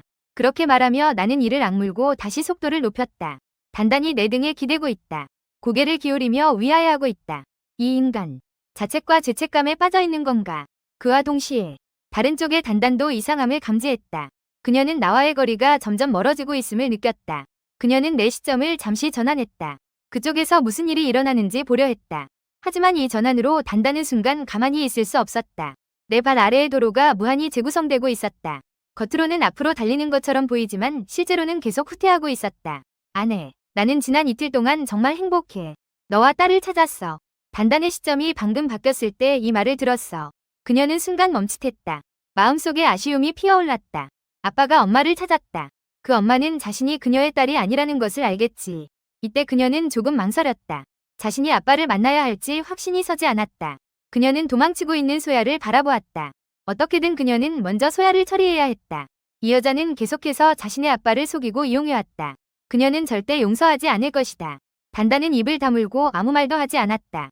오르골의 속박이 점점 약해지는 것을 느꼈다. 그녀는 한 걸음 내디뎌 오르골의 구속에서 벗어났다. 아, 너 어디에 숨었어? 나는 너를 찾을 수 없어. 단단은 피자국을 따라 목표를 향해 걸어갔다. 입에서는 찾을 수 없다는 듯이 소리쳤다. 소야는 벽 모서리에 숨어 있었다. 귀 옆에서 점점 다가오는 발소리를 들으며 그녀의 마음속에서는 끊임없이 두려움과 절망이 솟아올랐다. 그 악령이 어떻게 그녀를 찾지 못할 수 있을까? 그녀는 몰래 머리를 조금 내밀었다. 아줌마, 뭐 찾고 계세요? 그때 뒤에서 갑자기 누군가 그녀의 어깨를 쿡 찔렀다. 뒤에서 순진하고 귀여운 목소리가 들려왔다. 소야는 놀라서 뒤로 물러섰다. 그러나 몸은 그대로 땅에 쓰러졌다. 고개를 들어 바라보니 옆에 서 있는 단단의 손에는 지금 이미 2개의 팔이 더 생겼다. 소야의 머릿속에는 갑자기 2개의 장면이 떠올랐다. 사실 방금 모든 것은 그녀의 환상이었다. 언제부터인지 모르게 그녀의 사진은 이미 단단에 의해 분리되었다. 소야는 급히 지혜를 발휘했다. 즉시 눈을 뒤로 젖히고 기절해버렸다. 이 절박한 순간에 그녀가 생각할 수 있는 유일한 방법은 죽은 척하는 것이었다. 작은 아이가 쉽게 속아주길 바랄 뿐이다. 소야는 작은 아가가 바닥에 죽어라 누워있는 모습을 바라보았다. 그러나 공포의 감정은 한순간도 그녀의 마음속에서 멈추지 않고 퍼져나왔다. 작은 아가의 이 죽음은 즉시 튼튼이를 웃게 만들었다. 죽은 척하는 거냐? 튼튼이는 말하며 한 손가락으로 그녀의 이마를 찔렀다. 아직도 죽은 척하고 있는 작은 아가. 즉시 자신이 움직일 수 없다는 것을 깨달았다. 가슴이 숨을 쉬지 못해 오르내리지 않아 매우 괴로웠다. 아빠는 작은 아가가 죽었다는 것을 알았다. 분명히 많이 슬퍼할 거야. 그때 나는 아빠와 함께 너를 정리할 거야. 이때 작은 아가의 방송 채널 시청자들은 발견했다. 한 손가락에 찔린 후 작은 아가의 눈꺼풀 아래에서 움직이는 눈동자 그리고 숨의 오르내림으로 인해 움직이던 가슴도 모두 멈추었다. 그러나 그녀의 방송 화면은 중단되지 않았다. 이는 그녀가 아직 죽지 않았음을 의미했다. 단단히 그녀를 처리하겠다고 말하는 걸 듣고 나서 모두 즉시 이해했다. 정말 잔인하네. 살아 묻히고도 소리조차 낼 수 없는 것이 가장 고통스럽다. 단단은 입으로 아빠와 함께 사람을 처리하겠다고 말했다. 하지만 이번에는 그녀가 정말로 마주하기가 두려웠다. 아빠와 함께 이런 사람 처리 놀이를 하다니. 엄마는 자신이 두려워할 것 같다. 그녀는 제자리에 서 있었다. 이때는 더 이상 시점을 바꿔서 볼 용기가 없었다. 그런데 이때 아빠의 목소리가 다시 들려왔다. 단단아, 두려워하지 마. 아빠가 엄마와 함께 너를 찾으러 왔어. 나는 한 번만 볼게. 아빠가 좋아하는 사람이 어떤 모습인지 한 번만 보면 돼. 그리고 나서 스스로 안심하고 떠날 거야. 그 어른에게 그를 풀어달라고 부탁하러 가야지. 그렇게 생각하며 단단은 용기를 내어 시점을 바꿨다. 이때 나는 여전히 멈추지 않고 단단의 위치를 향해 미친 듯이 달리고 있었다. 하지만 마치 무한한 악순환에 빠진 것처럼 상황을 보고 단단은 한숨을 쉬었다. 정말 어리석은 인간이다. 스스로 들어오지 말라고 했잖아. 이제는 스스로 그를 구해야 하다니. 두려워하든지 말든지 어차피 그냥 여성 인간일 뿐이다. 나는 그녀가 자신에 대해 어떤 감정을 가지든 상관하지 않는다. 그녀는 내 등을 바라보는 매우 여인 여자를 그렸다. 마음속에서 갑자기 분노가 치솟았다. 정말 약한 인간이다. 이 정도 길도 아빠가 업고 가야 한다. 그녀는 조금씩 시야를 옮겼다. 그 여자의 얼굴을 완전히 알아볼 때까지. 후준적인 보라색 눈동자 한 쌍. 그리고 이때 그녀를 향해 웃고 있었다. 단단은 순간 놀라서 눈을 크게 떴다. 그 순간 그녀는 자신이 표적이 되었다는 것을 느꼈다. 악령으로서도 큰 두려움을 느끼지 않을 수 없었다. 아빠, 정말 잘못된 사람을 알아보셨네요. 이게 도대체 내 아내가 어디냐? 다음 순간 단단히 내가 있는 쪽으로 달려갔다. 그녀는 내가 말한 아내가 약한 사람일 거라고 생각했다. 생각지도 못하게 그 사람이 변장한 것이었다. 단단은 미친 듯이 달려갔다. 그러나 점차 그녀도 깨달았다. 자신 앞의 길이 끊임없이 재구성되기 시작했다. 두 사람은 서로를 향해 달려갔다. 그러나 결국 상대에게 도달하지 못했다. 그녀는 의식 순간 이동을 시도했지만 성공하지 못했다. 딩닝이 두 사람의 진행 경로를 확실히 통제했다. 만약 그녀가 원하지 않는다면 이 지역에서는 두 사람이 영원히 만날 수 없다. 그녀는 원래 생각했다. 이건 그저 악령의 변장일 뿐이라고. 딸이 인간을 놀리기 위한 장난이라고. 그러나 지금 두 사람이 초조하게 서로를 향해 달려가는 모습을 보니 그녀는 갑자기 느꼈다. 이 두 사람 사이의 부녀애가 정말인 것처럼 느껴졌다. 제발 아빠를 놓아줘. 내가 무엇을 하든지 상관없어. 나는 기꺼이 할게. 단단은 자신이 앞으로 나아가기 힘들다는 것을 깨달았다. 단단은 아무 말 없이 바로 무릎을 꿇고 허공에 애원했다. 당신들은 정말 부녀 관계인가요? 곧 단단의 머릿속에 한 목소리가 울렸다. 가볍고 듣기 좋은 약간의 의문을 품고 네. 단단은 땅에 무릎을 꿇었다. 아무런 망설임 없이 이 관계를 인정했다. 그러나 의문을 품고 말했다. 놀리는 것이 아닌가요? 그런데 당신은 왜 한 인간에게 이렇게 특별한가요? 그가 나에게 정말 잘해주고 진심이기 때문이에요. 단단의 입가에 씁쓸한 미소가 떠올랐다. 내가 그를 데리고 이곳에 들어와 사람들을 모욕한 것이다. 어른, 제발 그를 놓아주세요. 나는 당신에게 무엇이든지 약속할 수 있어요. 만약 내가 당신의 목숨을 원한다면요? 나와 자발적으로 융합하여 나를 강하게 만들어라. 그를 위해서. 당신도 원하나요? 날카로운 눈빛이 무섭게 빛났다. 그 말을 듣고 단단도 깜짝 놀랐다. 정신도 점점 혼미해지기 시작했다. 악령은 확실히 다른 것을 흡수함으로써 악령이 자신을 보충하는 데 사용된다. 하지만 실패 확률이 높다. 반격을 당할 가능성도 있다. 악령이 자발적으로 삼켜지지 않는 한 딩닝은 침묵하는 단단을 바라보았다. 입가에 조롱의 미소가 떠올랐다. 그녀는 다음에 펼쳐질 배신의 장면을 기대하고 있었다. 그러나 그녀에게 대답한 것은 세 사람의 머릿속에서 동시에 울리는 목소리였다. 아빠, 작은 곰인형을 찾는 것을 잊지 마. 오직 너만 아는 곳에 숨겨둬. 그 후 단단히 품고 있던 곰인형이 빛을 내기 시작했다. 단단에 점점 약해지는 기운도 함께였다. 기술, 부활을 얻었다. 죽은 후 인형 옆에서 부활한다. 그리고 자신의 80% 상태로 회복된다. 이 상황을 보고 딩닝은 잠시 놀랐다. 그녀는 전혀 예상하지 못했다. 이 소녀가 악령을 이렇게 담담하게 받아들일 줄은 몰랐다. 심지어 마지막에는 그 남자 앞에 남자가 생명유지 기술을 남겼다. 내달리는 발걸음도 순간 멈추었다. 머릿속의 소리와 이른바 그 기술이 나를 매우 혼란스럽게 했다. 그러나 마음속에 갑자기 불길한 예감이 들었다. 마치 중요한 무언가가 곧 나를 떠날 것 같은 느낌이었다. 단단, 무슨 일이야? 나는 작게 한번 불러보았다. 그 기술이 무엇인지 물어보고 싶었다. 그러나 생과 사의 이별 같은 느낌이 들어서 말하기가 두려웠다. 돌아가다. 아빠, 이건 단단의 필살기야. 잘 활용해야 해. 단단은 아주 간단하게 설명했다. 그리고 그녀는 그 자리에서 허공을 응시했다. 눈에는 평온함이 가득했다. 마치 심판이 내리기를 기다리는 듯했다. 그러나 나의 눈에는 이해할 수 없는 표정이 가득했다. 인간의 그 짧고 우스꽝스러운 생명을 위해 자신의 강하고 긴 생명을 포기하다니. 그녀는 이 일에 대해 들어본 적도 없고 본 적도 없었다. 악취. 한 인간을 위해 태연히 죽는 것이 정말 가치 있는 일인가? 단단은 담담한 미소로 대답했다. 비록 따뜻한 감정이 나를 강하게 만들 수는 없지만 그런데 그 냄새는 정말 좋네요. 이건 제가 처음으로 받은 선물이에요. 그녀는 테디베어를 안고 얼굴에 비비고 싶어 했어요. 이 순간 그녀는 정말로 이런 따뜻함을 그리워했어요. 단단은 천천히 눈을 감았어요.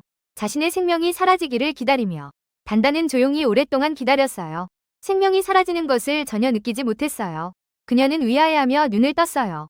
그리고 나서 제 쪽의 진행 경로가 변하기 시작했어요. 이전에는 계속해서 두 사람 사이의 거리를 늘리고 있었다면 지금은 오히려 거리가 좁혀지는 느낌이었어요. 단지 몇 번이 순결로 그녀는 제가 그녀 앞에 나타나는 것을 보았어요. 단단, 저는 딩닝을 업고 갑자기 앞에 나타난 소녀를 바라보았어요. 놀라서 발걸음을 재촉했어요. 단단은 왜 그런지 생각하고 있었어요. 그러다 제가 그녀 곁으로 빠르게 달려가 딩닝을 내려놓는 것을 보았어요. 와, 정말 기쁘다, 아가야. 우리 가족이 드디어 다시 모였다. 딩닝은 약한 척하며 내 몸에 기대었다. 그녀는 둥둥에게 손을 흔들었다. 아가, 빨리 와. 엄마는 너를 너무 보고 싶어. 둥둥은 눈앞에 이 장면을 멍하니 바라보았다. 두 다리가 제어되지 않고 저절로 걸어갔다. 딩닝의 품에 파고들었다. 둥둥은 처음으로 이 어른의 강함을 느꼈다. 이렇게 자신을 조절할 수 있다니. 둥둥은 그녀의 품에 엎드렸다. 위아해하며 고개를 들어 그녀를 바라보았다. 그러나 딩닝은 그녀의 시선을 보지 못한 듯했다. 그저 손을 뻗어 그녀의 얼굴을 세게 꼬집었다. 정말, 너 많이 말랐구나. 나는 눈앞에 이 모녀의 깊은 정을 바라보았다. 마음이 따뜻해졌다. 급히 여행 가방에서 파란 장미 보석 브로치를 꺼냈다. 그것을 딩닝 앞에 건넸다. 이게 뭐야? 징닝이 고개를 갸우뚱했다. 이건 내가 너를 위해 준비한 선물이야. 비록 급하게 준비했지만 내가 찾을 수 있는 가장 예쁜 것이야. 나는 두 눈을 반짝이며 징닝을 바라봤다. 나는 예전에 간호사가 주의를 기울이지 않을 때 안전구역에 가본 적이 있다. 이 장신구는 항상 병원의 안전구역에 전시되어 있었다. 그것은 부자들이 복사본 특별 아이템을 가진 생존자와 교환하기를 희망한다. 어차피 능동적으로 사용하는 장비는 대부분 하나만 들고 다닐 수 있다. 너무 많은 능동 장비를 얻는 것보다 차라리 내가 좋아하는 것을 조금 교환하는 게 낫다. 그리고 수동 장비는 거의 거래되지 않는다. 이 기묘한 시대에 재물은 외적인 것이며 더욱 상징적으로 드러난다. 그래서 이 물건들은 항상 진열장에 놓여 있다. 그리고 가장 높고 눈에 잘 띄는 위치에 놓여 있다. 징닝은 눈앞의 파란 장미보석 브로치를 바라보았다. 나의 밝고 기대에 찬 눈을 바라보며 이 순간 그녀는 단지 한 줄기의 빛이 그녀의 마음속으로 들어오는 것을 느꼈다. 이 어둡고 피비린내 나는 사륙의 복제물 속에서 그녀의 이 지역은 따뜻하고 평화로운 환경이다. 또한 그녀가 인간 세계의 장식을 배우고 있는 곳이다. 가려진 아래에는 여전히 피비린내 나는 잔해가 널려 있다. 이제 이 성 안에서 드디어 진짜가 생겼다. 그것은 바로 눈앞의 이 사람의 진심이다. 징닝은 그 가슴꽃을 받아들였다. 손바닥에 올려놓고 진지하게 만지작거렸다. 그녀는 이전에도 많은 인간의 것을 훔쳤다. 몇몇 장신구도 이와 같이 차갑고 온도가 없었다. 그러나 손바닥에 놓인 블루 사파이어 가슴꽃은 그러나 그녀는 손끝에서 뜨겁고 화끈한 온도를 느꼈다. 그녀가 블루 사파이어 가슴꽃을 진지하게 살펴보는 모습을 보며 생방송을 보고 있는 관객들은 모두 어안이 벙벙해졌다. 아니다. 이게 무슨 일이야? 작은 악령이 정신병자를 데리고 큰 악령을 찾았다. 그럼 지금 이건 뭐야? 예전에는 아무도 시도해본 적이 없었어? 너는 모든 사람이 정신적으로 문제가 있다고 생각해? 하지만 이번에는 배웠어. 다음에는 나도 죽어야겠어. 방송 채널의 관객들이 나를 부러워하며 바라봤다. 그 악령이 손에 쥔 것을 부러워하며 바라봤다. 사파이어 브로치를 보물처럼 소중히 여기는 모습. 아빠, 소야 아줌마가 그녀를 내가 너를 데려다 줄게. 단단한 이 어른이 도대체 무엇을 하려는지 확신이 서지 않았다. 그녀는 모두의 주의를 다른 곳으로 돌릴 수밖에 없었다. 그녀는 이 어른의 상대가 아니다. 아마도 어른은 내가 보내진 후에 그녀의 목숨을 빼앗으려는 것 같다. 아닐까?